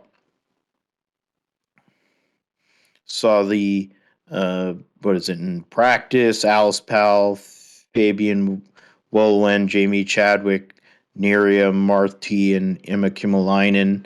Kimmelainen and Chadwick stood out a lot this past weekend. Wohlwen and Powell in other ways. Chloe Chambers did struggle in practice, but as we would see, made the most of her situation, qualified much better. Marti qualified first over Chadwick, Powell, Kimmelainen, Wohlwen were the top 5. And then in race 1, Jamie Chadwick won over Jessica Hawkins. Betske Visser was the podium, and they reclassified Chloe Chambers in 14th. I thought she finished in the top 10, so I don't know. They must have penalized her or something. They penalized her like 25 seconds. Because I remember her finishing in the top 10 in the first race. In the end, though, she did finish in the top 10 in the second race. She finished 10th on the button. Jamie Chadwick won both races. Alice Powell recovered after her basically stalling on the start and then crashing on lap 1, which caused like a 15-minute, would cause like a, I don't know how many lap caution and then a red flag with the great track workers there in Miami. And Nerea Marti finished 3rd. Balin Garcia, Emma Kimmelainen, who wrecked herself on the 3 corners from the end on the Saturday race, then effed up again in the Sunday race, finished 5th. So Chloe Chambers gets a top 10. So the Bruce Jenner team gets 2 wins and 1 point from the American there, which is cool. So Jamie Chadwick is now 27 points up to start the season. Their next race will be, of course, in Catalunya. American has a point, which is great considering the previous Americans in this series have not fared too well. She's only a point behind a couple other drivers. She'd have to get a little better result to move herself up the leaderboard. Chadwick, 27 points over Marti, 29 points over Visser, and 30 points on Abby Pulling for top 4. Jessica Hawkins is 5th. Alice Powell tied with Hawkins and Bale and Garcia all are tied for 5th in points. They'll be running at Spain here in a couple weeks' time. Next up in the queue, going Euro there, is the Moto Gp at Le Mans this coming weekend. And Fabio Quartararo, defending series champion, coming off of a first and a second place last two races, is leading the points, 89 points by 7 over Alicia Spargaro. Enea Bastianini is tied for third with Alex Rins, 20 points behind Quartararo, and Pecco Bagnaia, coming off of his first win of the year at Jerez, is fifth over, tied for fifth with Joan Mir. Mir and Rins, of course, looking for rides. We talked about that in previous episodes. Looks like the Leopard team is trying to get those two spots on the grid and would get Aprilia support based on motorsport.com if they were to do so, because Aprilia only has 2 bikes on the grid, which is part of what Dorna wants to do to balance I don't know how many manufacturers have 4 bikes apiece, however many manufacturers. I guess the math is how many manufacturers they have out there have a factory team and a satellite team. So it is with what it is with that. In Moto 2, Joe Roberts, of course, won a few weeks ago and surprised me while I was doing this recap. So it tells you why I've gotten ahead of the thing here. Celestino Vietti, still the points leader, coming out with 2 wins and 2 second places so far this year. 19 points ahead of Ayagura, who has 1 win and a second and a third.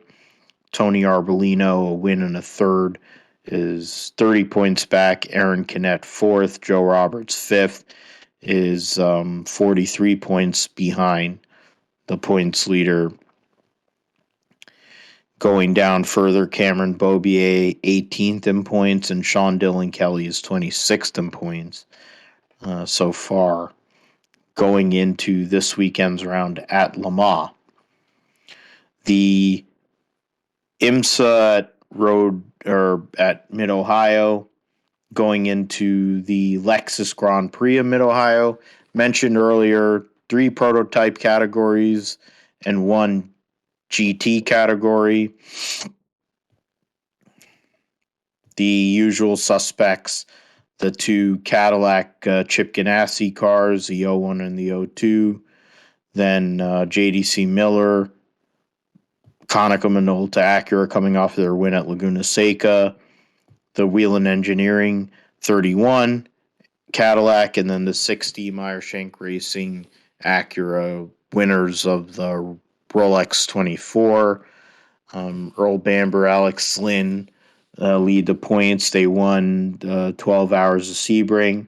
Renger Van de Zande, Sebastian Bourdais, they won Long Beach. So there's been 4 different winners so far in the DPI category and overall in 4 races.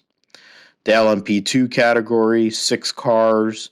Of course, Juan Pablo Monterrier is going to be doing double duty this weekend. He'll be running in the race we're going to preview here shortly. And he's going to run the Dragon Speed 81 with Hendrik Henman, along with the 2 PR1 Matheson cars, High Class Racing, the Aero Motorsport car Ryan Dial, and the Tower Motorsport number 8. LMP3, we'll see, 9 cars. Gar Robinson, Felipe Fraga, defending champions, Riley Motorsport, LMP3. John Bennett, Colin Braun, the 54 Core Autosport team. John Bennett celebrated birthday here last week, so belated happy birthday on the GSP. And the Performance Tech has a car in. Yeah, Performance Tech used to be in the LMP2 category. Dan Goldberg, Rasmus Lynn. Then you have Jared Andretti, Josh Burdon, and Andretti Autosport, number 36. Deshaun Creek Motorsport, number 33. It has Joao Barbosa.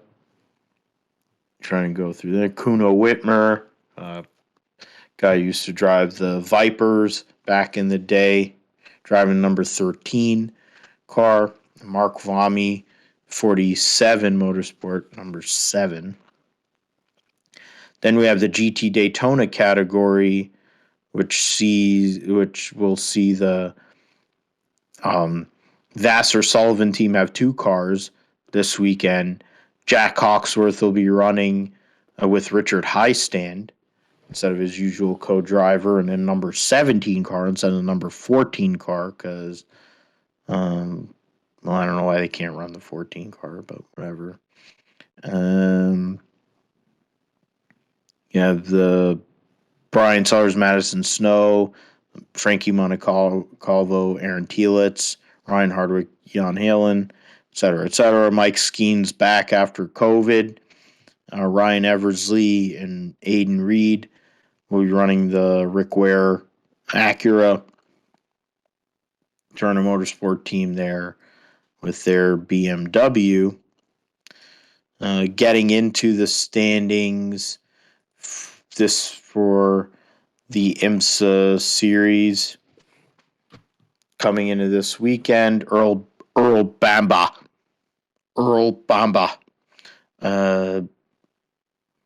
and Alex Lynn lead the points by 3 over Tristan Vautier and Richard Westbrook. And consider the fact that Vautier and Westbrook have not won a race this year, and they're right behind a team that has won one race and finished well in 2 out of the 3 so far. Or 3 out of the, I don't know how that math works because they ran at WeatherTech Raceway. But, yeah, I don't understand that. Sprint Cup Championship, and that's 2020. Oh, they don't have that. WeatherTech Sports Car Championship. You gotta love the points thing here because they ran at Laguna and they didn't update it or something. All right, so I find that out while I'm doing the recap that they didn't bother to go and score the DPI category at WeatherTech Raceway. Good job, IMSA.com. Okay. I'm not even going to bother to go through that now because that's the wrong standings. And they didn't update, so they didn't update that for Long Beach or WeatherTech Raceway. Yeah, okay, yeah, fuck it. Good job, IMSA. It's a NASCAR website. That's what you gotta love it. That's what Jim France is good for. Getting into Formula E this coming weekend, they'll have a doubleheader at Berlin. Lots of discussions, a lot of driver developments, and where people will be going here for season 9. The new car coming along, so it's all great time. Stoffel Van Dorn coming off of a win at Monaco, signing a deal to drive for Penske, DR, basically the Citroen team, which is part of the Stellantis whole deal. Is 6 points out of former multiple-time champion Jean-Eric Verne and DS Techeetah effort, which looks like they're being sponsored by the same. I have to go and look at that, but there he's up by 6 points on Jean-Eric Verne, And then Mitch Evans is third, Robin Frines fourth, and Eduardo Mortara is. So those are the top four. And Eduardo Mortara, after two consecutive DNFs, is fifth. And there's a good battle there between Mortara, Lauderer, Verline, De Vries, the defending world champion in Formula E, and Luca De Grassi, former champion in this series as well. Antonio Felix da Costa rounding out the top 10. Avalanche Andretti Formula E, Jake Dennis is just outside of the top 10. And Oliver Askew did score points in the first round of the championship, but it's been a while. He hasn't scored anything since. So the Dragon Penske team struggling this year, but they're going to have a manufacturer connection starting next year. So might turn around for them. Alexander Sims and his move from the Andretti BMW team to Mahindra has not figured out the card. Dick Tantrum only has 1 point for the Neo team, along with his teammate Oliver Turvey, who got good points a couple races ago. Trying to get into that, Avalanche, Andretti Formula E.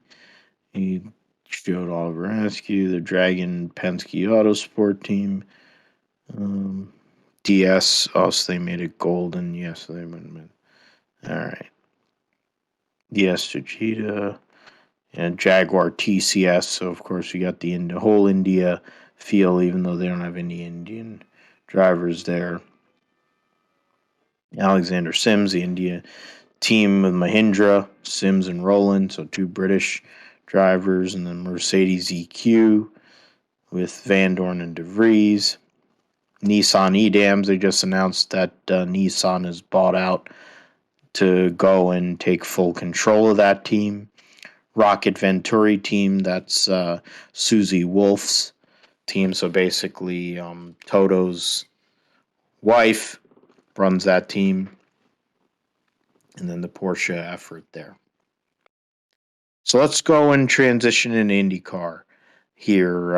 The GMR Grand Prix of Indianapolis coming up this weekend. Big spot for some of these teams and efforts to go and set themselves up for the month of May in full, or proper part of month of May, meaning the Indianapolis 500, running the Indy road course, first of two races there. It's been a Penske-dominated race. I mean, Simon Pagenaud did win for Schmidt, Peterson, Carpenter, whatever the hell it was. I think it was Schmidt, Peterson back then when he won that race. But otherwise, he's won this race when he was at Penske. Will Powers won multiple times at this race. It's a Penske race at Penske's track. So I guess there's two questions. Will his team continue to dominate? It's his house. Will that add to Chevy's domination to this season? They've won every race this year. Can Honda finally respond and finally get a win in 2022 leading up to the Indianapolis 500, which is, of course, the biggest race, the greatest spectacle in racing, greatest single-day sporting event, etc., etc. Going, and when people were talking about the comparisons between IndyCar and F1, certain incels making comments about the racing and all that. I mean, right now, just to go through it, the only the Honda Colton Hurd, of course, at Long Beach qualified on pole. Otherwise, Chevy has a clean sweep so far in 2022. So what are your thoughts, Josh, here as we get into the race here at Indianapolis Road Course? I mean, yeah, like you said, with Penske dominating at this track. I mean, expect Will Power, Joseph Newgarden, Scott McLaughlin, all to be up there in this race. Uh, Will Power out of those three hasn't won yet, so this is a track in this configuration where he's won at before. So expect him to, if he's able to get up there, he can win at this track. So look out for Will Power as far as the Chevys goes. But I mean, obviously with Honda, I mean Alex Plow's right there too. He had a good run going at the second Grand Prix race last year, but didn't finish the race due to engine issues. So he could definitely be a guy that uh, comes out of this with possibly a win or a podium, which would be on track for how he's done so far on the road races this season for Alex Blow there. So that's one Honda in particular, and Scott Dixon also could be another Honda that's always up there. But he's Scott Dixon, so we kind of expect it. But I think some other Honda drivers that haven't they haven't been quite up there this whole season. Only maybe in one or two races is Graham Rahal and Romain Grosjean, of course, got into it at Barber a couple weeks ago, but I think for Romain, this is the race that he kind of showed his talent at last year, driving the number 51 car a year ago, won the pole and finished on the podium, led a bunch of laps. It was really impressive, and I think that's the race where everybody's like, "Oh, this guy can really drive in Indy cars." And I think this year I expect kind of the same performance out of him. I think Graham Rahal also is another guy that's ran well at this track in the past. Couple years ago, led about 18 laps in this race, but didn't win. So he could be another driver from the Honda stable that could possibly come up there and challenge the Chevys, especially with the way that they decide to conduct their strategies in this race on Sunday. So we'll have to see how it goes. But I think, in addition, I think Graham Rahal is another guy that could roll over his success, however it turns out in this race, to the Indianapolis 500. We saw last year the strategy that he had to try to win the Indianapolis 500. It was right there, but then of course the tire fell off and the race ended for him. So I'm sure he's got this race and Indy 500 circled on his calendar as races to go out and try to win, especially with the way history has played out for him at this race. I think the other Honda guys. I mean, look at Simon Pagenaud. He's now a Honda guy after being on Chevy for so many years, but could end up being maybe he comes out with a surprise podium or something, but hasn't really had much to show for it so far this year. But certainly it's definitely possible. So. Of course, like you said, he's won here at this racetrack in the past with the Honda when it was Schmidt Peterson Racing or Schmidt Peterson Motorsports for his 77 car that he ran back in the 2013. So uh, definitely possible, but we'll have to see what happens for this this race. But I mean, I think it's probably safe to roll with one of the Chevys. I mean, I'm gonna go ahead and pick Will Power as somebody that I think could win at this racetrack. And take home the victory in the GMR Grand Prix to open up officially the month of May before we go full oval track racing here at Indianapolis. Run on the road course and everything first. But I think overall probably his team will continue to dominate, and then we'll see some of these other uh, teams that I've mentioned that could possibly be up there. And another Chevy too. I mean, look at Renus VK.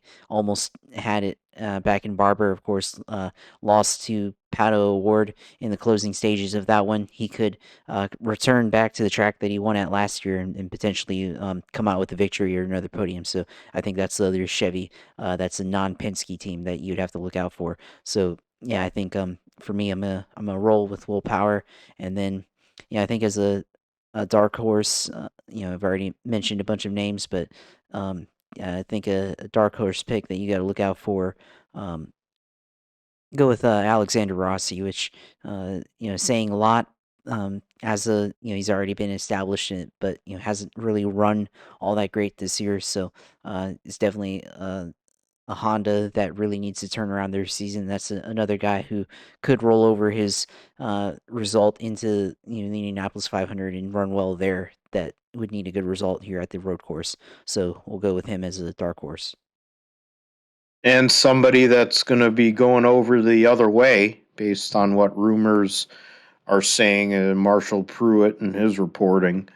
He might be going to McLaren here next year. And Kyle Kirkwood will be going and filling the role in that Andretti Autosport car. So even though they dropped Kyle Kirkwood, didn't keep him, and they put a D bag into the 29 car in the. I was about to drop a curse word there, but Devlin DeFrancesco, who is a curse word,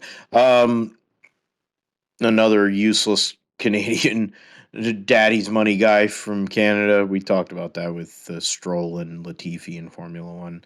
Um, the only people that he's ahead of is a guy that's only run, I think, one race or whatever.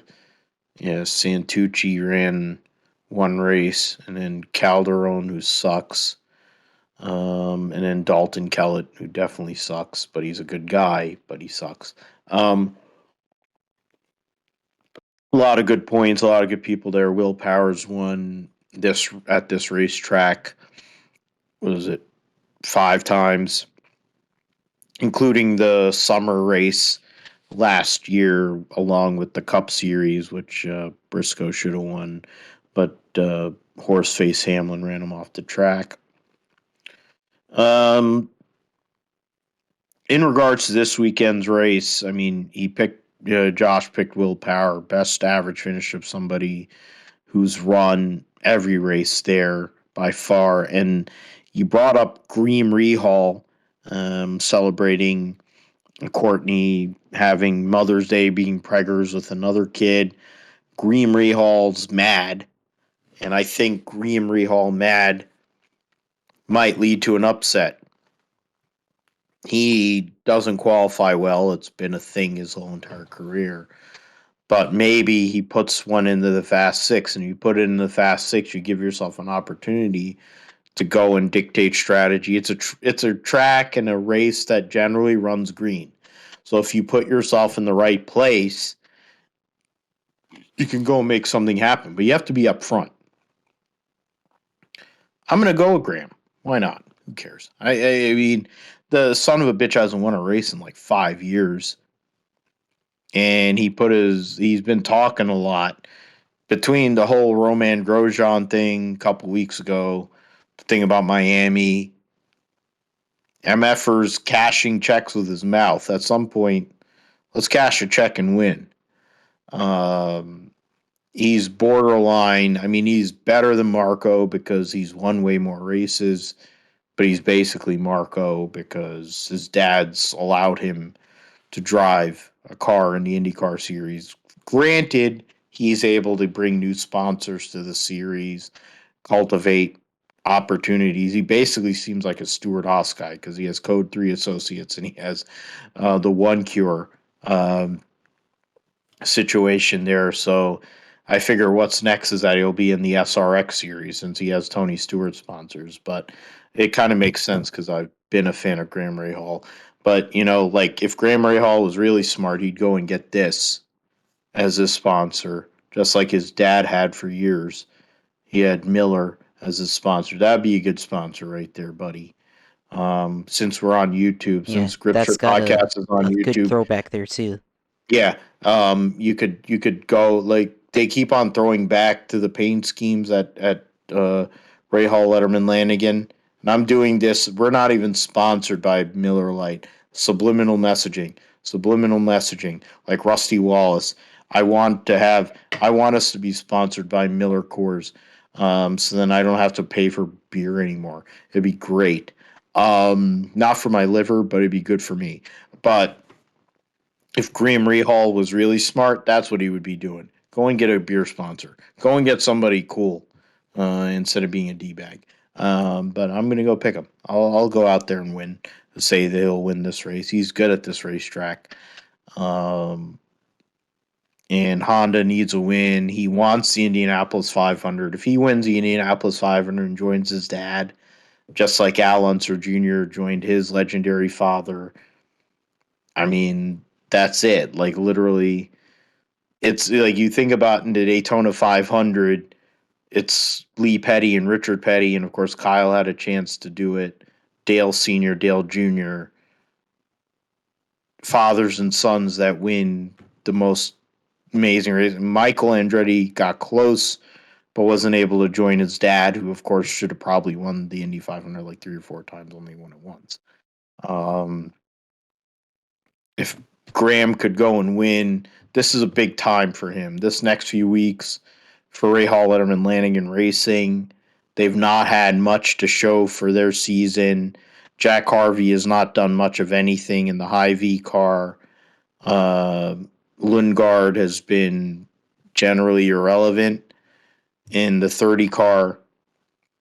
Takuma Sato went and won an Indy 500 for them, won races for them at Ray Hall, Letterman, Lanigan. So the fact is, they've got two guys basically replacing one and not really getting the performance there. So it's a big time for them. Alexander Rossi, as Josh mentioned, as a wild card, his situation, it looks like, is set for next year, probably replacing Felix Rosenquist at McLaren. They're probably going to run 3 cars, so they're going to want to look at somebody else. Who knows who that'll be, whether it's somebody from Indy Lights, whether it's something else going on. Maybe Pato O'Ward is gone, so now you're having to replace your lead driver because he's going to be going to Formula One. I don't know. So there's a lot going on in silly season. Rinus VK, the defending winner of this race, is big in free agency right now in regards to what he is going to be able to do or where he could go.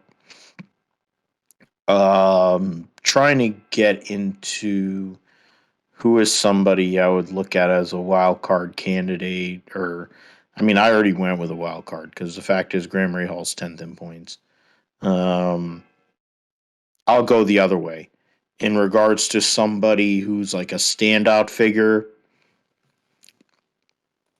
I'll go with Scotty. It's a Penske track. If I'm going to go chalk, why not go with somebody who's going to be in a position where he's going to be in the Penske Pennzoil Submarine during the Indy 500, trying to win that race. He was going to win the sim racing Indy 500 a couple of years ago during COVID, and he got worked by Santino Ferrucci, I think. Or no, that was Oliver Askew that got murdered in the IRA. I think it was Oliver Askew that got hooked. And Scott McLaughlin ended up getting a top 5 or whatever the hell it was. Or he won, or I think he won. Yeah, he did win the iRacing, the Indy 500 with the IndyCar series in sub roll or something. I might be remembering it wrong, whatever. I might misremember like certain people on one side of the aisle. But Scotty has a chance. He's been running great most of the year. Kind of gotten into a lull. Be a good spot for him to go and reestablish himself here in a month, which means so much for the Penske drivers. Let's get into the Cup Series at Kansas Speedway, one of my most favorite tracks in the whole wide world. We'll go with the trucks first. The Heart of America 200. Nobody's going to fail to qualify for that race, so doesn't really matter in regards to any real drama. 35 for 36. Tyler Hill will be running a second truck with his brother, Timmy. The 46 will have some incel in that. Corey Heim will be in the 51. Jesse Iwuji is going to be a caution. So, I mean, I think the good thing about this race is that there's going to be a lot of gambling to see how many cautions are going to come out and who's going to bring them out. Iwuji's in this race, Lawless Allen, Chris Wright, Dean Thompson, Chase Purdy, Colby Howard, the 46 truck, Jesse Awuji, Jack Wood, Matt Mills is driving the 20 truck, so yeah, that's another one. Riley Herbst is driving DGR Ford, so yeah, that's another one. Trey Hutchins, Spencer Boyd, uh, Blake Blaine Perkins, yeah, and then Haley Deacon usually gets involved in a wreck because she's into running into things head on, like cock. I'll go make a pick here. I'm gonna continue. I'm gonna continue doing this. I'm gonna go and do like John Roberts. It's like he always used to pick Krusty Walls for years, and I'm like, I forget what his deal. You gotta go with the Biff. Stick with the Biff, or whatever. Like he used to say for years, like for years on end, when Biff was like out, was already past his prime. I'm gonna go with the Grand Enfinger. At some point, a Chevy is gonna win. I want to see Carson Josevar win because he drives for the Nice team, and I think he's like the closest thing to what Ross Chastain was, and he has a lot going for him. And there's certain other things if we really want to dig deep on Carson Josevar, but Grant Finger was picked as a championship contender at the start of this year, and that GMS team has not performed. Granted, they have a two-car cup team, and I think they're putting a lot of resources there towards that. And I think that's probably part of the reason why they've struggled. But I think Grant Enfinger goes and gets a win at a track where he's run at NARCA many times, he's run in trucks many times, gives himself that opportunity, gets a win, locks himself in to the playoff. In regards to a wild card that could go and possibly win, I have to go through the point standings and see to really go and call it, because I went and swapped it around there on the IndyCar situation because I went with a wild card as my winner. So, in regards to people that are outside of the top 10 in points, you know what? I can do it. He's outside of the top 10 in points. I'm going to go with Matt Crafton. He's a 3-time series champion. He's been around for decades, but he's outside of the top 10 in points. So I'm going to take the advantage of the fact that he is outside of the top 10 in points and use it to help myself. So my drivers for this weekend will be Grant Enfinger, the former teammates. Grant Enfinger, though he's driving for GMS right now, and Matt Crafton. Of course, he doesn't have Junior Joyner as his crew chief anymore. He has Jeff Hensley as his crew chief. So they're still trying to figure things out. He puts one together, gets a win, puts himself in. So I'm hedging here and trying to play the percentages. How about you, Josh? I think for picks for me, I mean, it's easy for for me to just continue to go continue to go chalk, and I'm gonna go with John Henry Nemechek. Go 2 in a row. Let's go in a roll. Get back onto championship form like he was last year. So, why not? So go with John Henry Nemechek, and then I think for me, somebody that I mean, I'd love to. I think Carson Josevar is a Chevy that can possibly challenge the Toyotas. Uh, I think he's, like I said, he's been due for a win for a while. But if it's not him and somebody that's outside top 10 of the points that could, be up there, we'll go with Tyler Ingram. He's been around in the past that certainly has been competitive. Not as much this year, but in the past he's been up there. So, that's who I'll go with for my picks. But we'll see what happens this weekend at Kansas in trucks. All right. So we'll go into the Cup Series. I'm going to give you the opening here first. Advent Health 400 at Kansas Speedway will run on Sunday afternoon. They'll practice and qualify on Saturday, just to give you they'll run the Heart of America 200 Truck Series race after qualifying, practice and qualifying for the Cup Series. They'll actually have a break. They'll run it on Saturday night, and then the Cup Series will run on Sunday afternoon at Kansas. First of two races they're going to have there for whatever reason, aka Brian France owning the goddamn casino outside of the racetrack. 36 cars, 36 spots. Gagson in the 16 car, so that's a caution. J.J. Ailey in the 15 for Rick Ware. Otherwise, yeah, Balicki's back in the 77 car. And no other changes coming into this weekend's race. There's some new sponsors here and there, depending on the drivers. So, I mean, we're talking about a cookie cutter track. What's it called?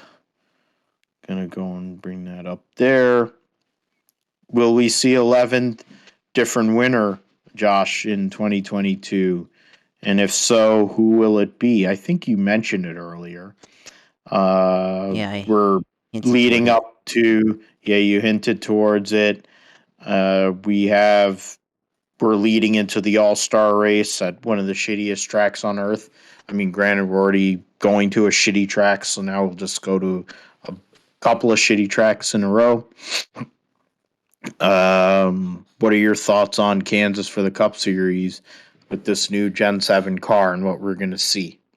Well, I mean, start off first. That 11th different winner hinted towards is Tyler Reddick, and like I said in earlier, he's performed pretty well at this track, and I think if there's a race that he can win, he can get it done here. And it seems like the top really works on the long runs at this track, and he's good at running the top, and he knows how to run right next to the wall, and it suits his style. So we'll go with I'm gonna go with Tyler Reddick to win this race. But I think for the Gen 7 car at this racetrack, um, we've we've been to mile and a halfs. We've already been to Las Vegas. We went to Atlanta, which is a restrictor plate mile and a half track, but nonetheless still a mile and a half. And I think it's probably gonna race similar to how it raced at Las Vegas, if not the same. So I think it should be a good show. It seems like this car really runs good on the bigger tracks. So if we see something similar to that, uh, that's going to be pretty good. After years of not really having good racing on Kansas, so if they can have a good run with Gen 7 car here, it would at least be different and continue to show the good exciting racing that we've generally had in the Cup Series with this new car. So expect a lot of running the top, but then also being able to actually pass and running different lines for once at a repaved track where they tend to run the same line generally around the racetrack. So maybe we'll have some different racing here in this car. But yeah, that's who I'm feeling for the this race, and then could be a preview for the next couple of weeks here with mile and a halfs. If it runs well at Kansas, can it run well at Texas, and then could it run well at Charlotte? As we got a couple of mile and a half tracks coming up here for the Cup Series. So yeah, I'm gonna go with Tyler Reddick here because he's due for a win. I think he's overdue, and he's definitely somebody that probably should have won a long time ago, but just hasn't had everything lined up for him to win. I'd co-sign for that. I mean, I wish he was driving a Ford, but he drove for Brad Keselowski. The guys who drove for Brad Keselowski and his truck team seemingly have been doing well. So I've been a fan of Tyler Reddick for a while. It'd be great to see him do well and get his first career Cup Series win, make an 11th different winner in the Cup Series. Based on active drivers, he's got the 10th best average finish at Kansas Speedway. And then you're looking at some of the people that are ahead of him. What is it? Five, six, seven of them have wins at the racetrack in the last 10 races based on, of course, racing reference. Um, excuse me, doing a Howard Stern there, belching on air. I'm going to go and pick Martin Truex Jr. As a winner. Yes, he's likely to lose his ride to Ty Gibbs. Yes, I'm not. We're not sure what he's going to do, if he's going to continue. We already know Eric Almirola is going to quit at the end of the year, likely to give his ride to Ryan Preece. But Truex is great at this racetrack. The 1.5 mile racetracks are where what his now Hall of Fame Cup career were made on here over the past 6-7 years. Once he got with Cole Pern, and after that, this would be a good spot for him to make himself the 11th different winner in 2022, join his other Gibbs teammates. I mean, it's a Gibbs racetrack. Toyotas have done really well there over the years. At Kansas Speedway, makes sense because their base is in Kentucky and the Midwest a whole bit. Other than that, I mean, you brought up Vegas, and I'm trying to look at some of these people here. Byron's been up front. Chastain runs up front every week. Kyle Busch, Larson a whole bit. And to go through the points as a wild card contender for this weekend's race, I'll go with Ryan Blaney. He's 11th in points. He's the best. If we're going with playoff, I'm using the fact that it's the playoff standings, the chase standings. He's outside of the top 10 in points. So I'm going to go with YRB. It's a track he's done decent at. Penske has done well at that racetrack. Not only Keselowski in his time when he was there at Penske, and then Logano as well. But Blaney's done well there too. Whether he's in a Wood Brothers car or a Penske car. So I'll go with YRB as my wild card pick. It's a bit of a reach, but I'm reaching. Who cares? We'll see what happens in regards to that. Josh, it's your time. Sim segment.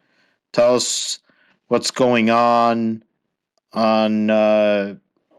iRacing and what your prep is looking like in a busy month with a lot of racing going on, big races coming up.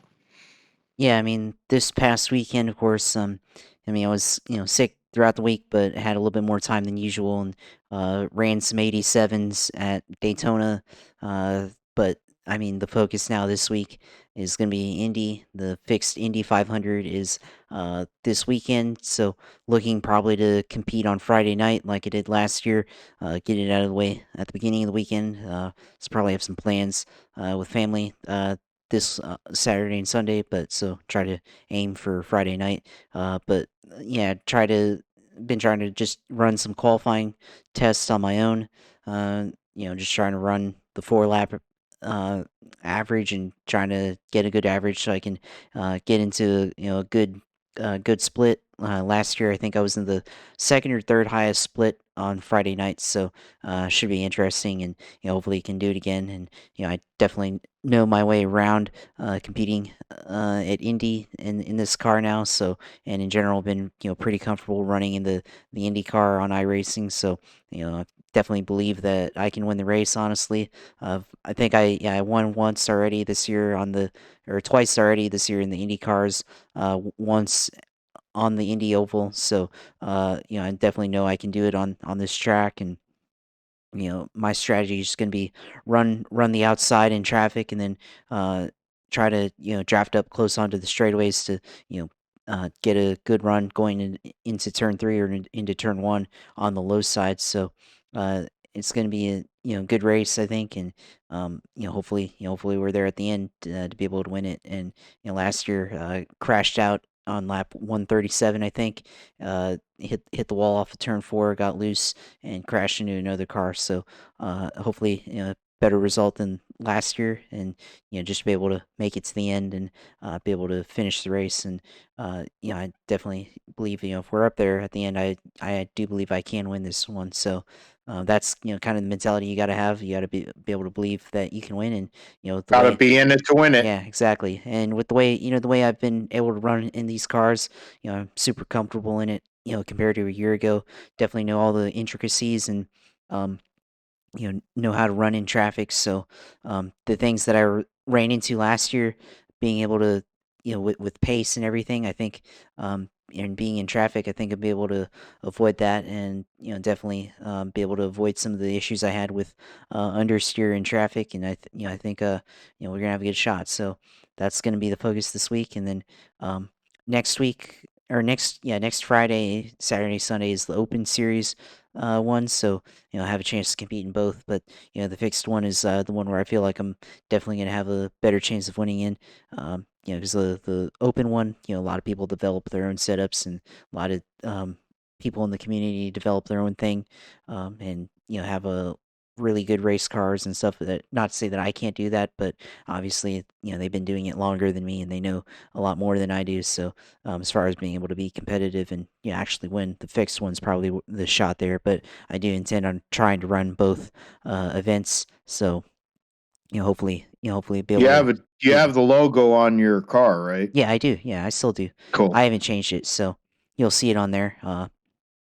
Or well, I mean, the stream doesn't show the logo on there, so because it's it's showing from the cockpit view, unless of course I show the replay or the car beforehand, which I'll do. But other people are going to see it, so it's going to be a fast car for sure. So that's the hope. Go out there and win the iRacing Indy 500. So no pressure, but and I know what to do behind the wheel. So Yes, do your thing, man. yeah. I have faith. We all have faith. Our small fandom that we have here, but I got faith in you, brother. I know you can do it. Um, and you have the strat. You're able to go and figure out all the intricacies. Maybe you can figure out some fuel saving. You could turn into Scott Dixon. Well, see, Um, I've learned that in the last couple of months, how to save fuel in this car, and what fuel mappings to use to save gas. And I mean, there was a race, I think, earlier this year where I did run, and I ran out on the off of turn four and had the lead, and I think I crawled home in second. So I just gotta be able to just save just a little bit more, and we should have it. But I know how to Gallon. save the with the fuel mapping, and also with the weight jacker, and the anti-roll bars on the front and the back, knowing how to adjust up and down on those to keep up with the racetrack, and keep up with traffic, especially being in dirty air. You said the weight jacker and the anti roll bars, and then I just heard Scott Goodyear talking about using your tools. Yep. But the fact of the matter is, you're way more suited than I am to all of this, uh, and I got faith in you. You don't need my help. I know you got it, and the whole the people that listen to this show want to see you win. I personally want to see you win because it would be cool because I don't know what it's like to see Josh really get excited. Um, Oh, so like could it be like you could go and have like an explosion, like how Jimmy Broadbent did when he went and won the Indy 500. Could it be that my boy is able to really emote? Or are we gonna say subdued? And you're gonna be like, yeah, I'm the good guy, and I'm just gonna go. I'm gonna go win the race, and I'm just gonna go out with my family. You'll be mad chill.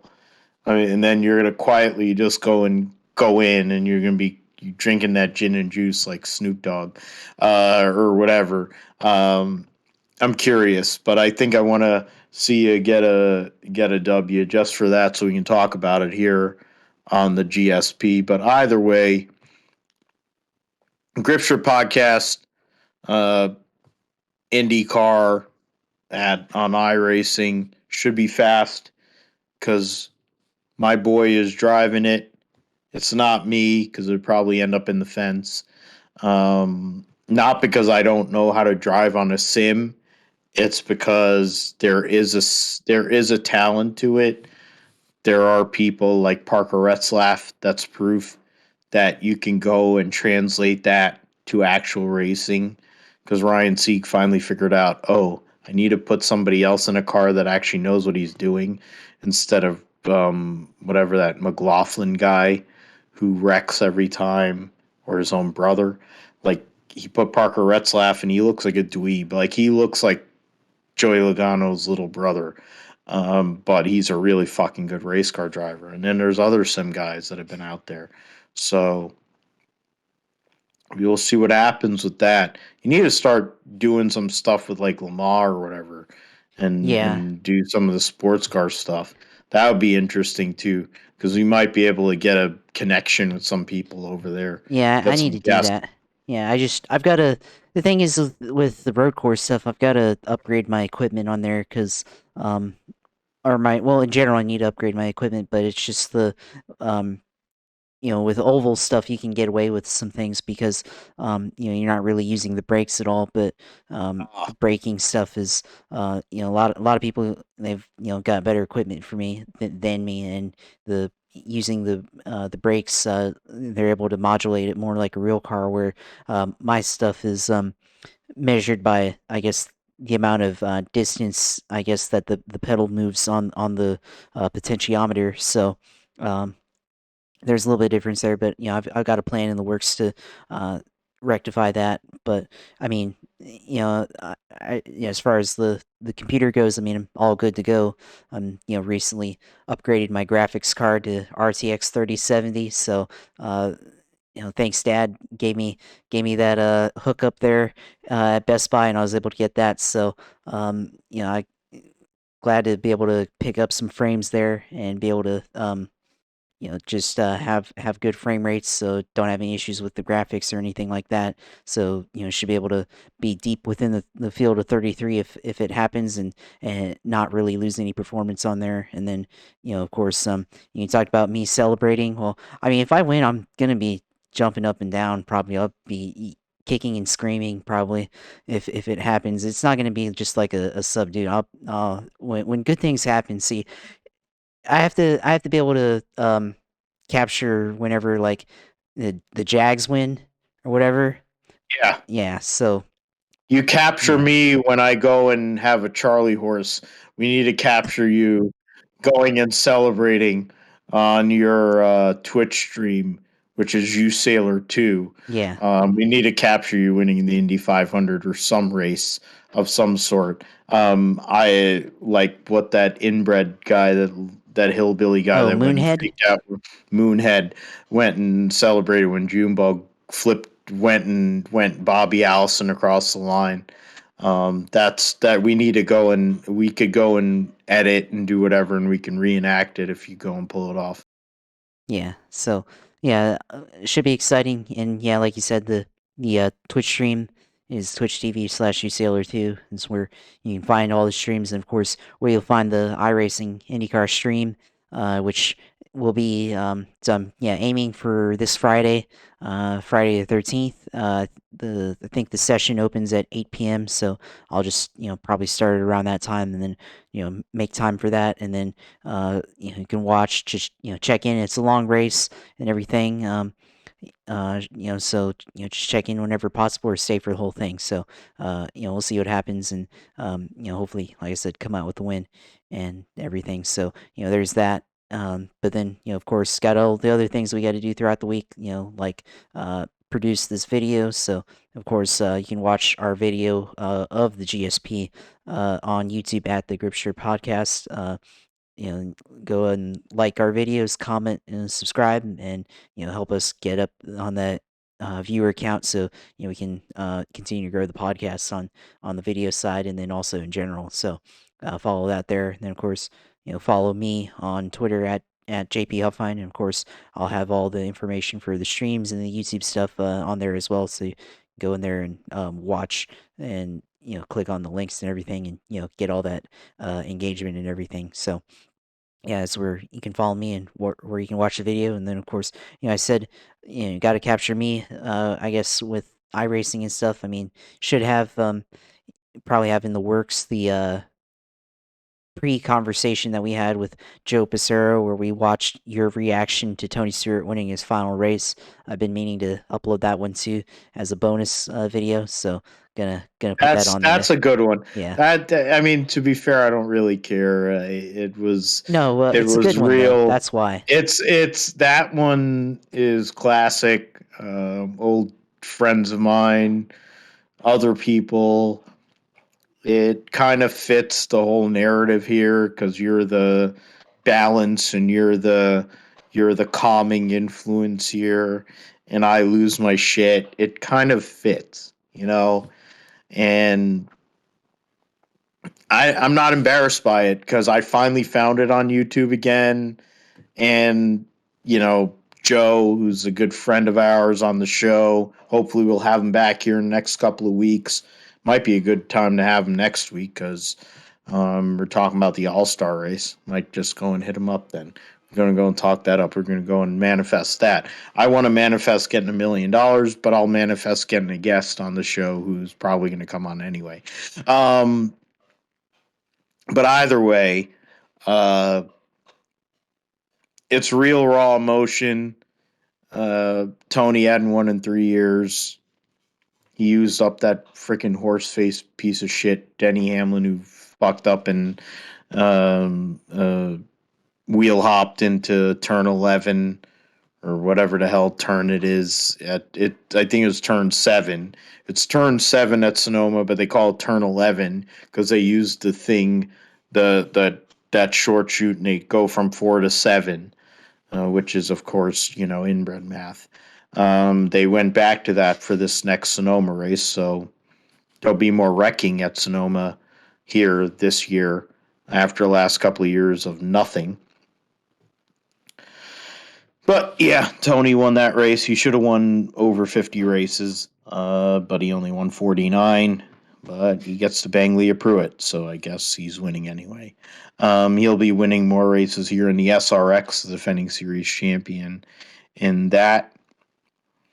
And they're coming up with a bunch of stuff. Clyde's going to be in the final race of the season at Sharon Speedway with his BFF YRB, and YRB's dad, the owner of the track, the Buckeye Bullet, Dave Blaney.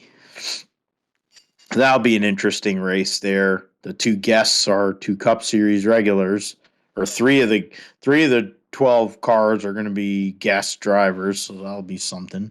I'm pretty sure Willie T. Ribbs will be talking and not know where the hell he is. So he's fitting his thing being Muhammad Ali of racing.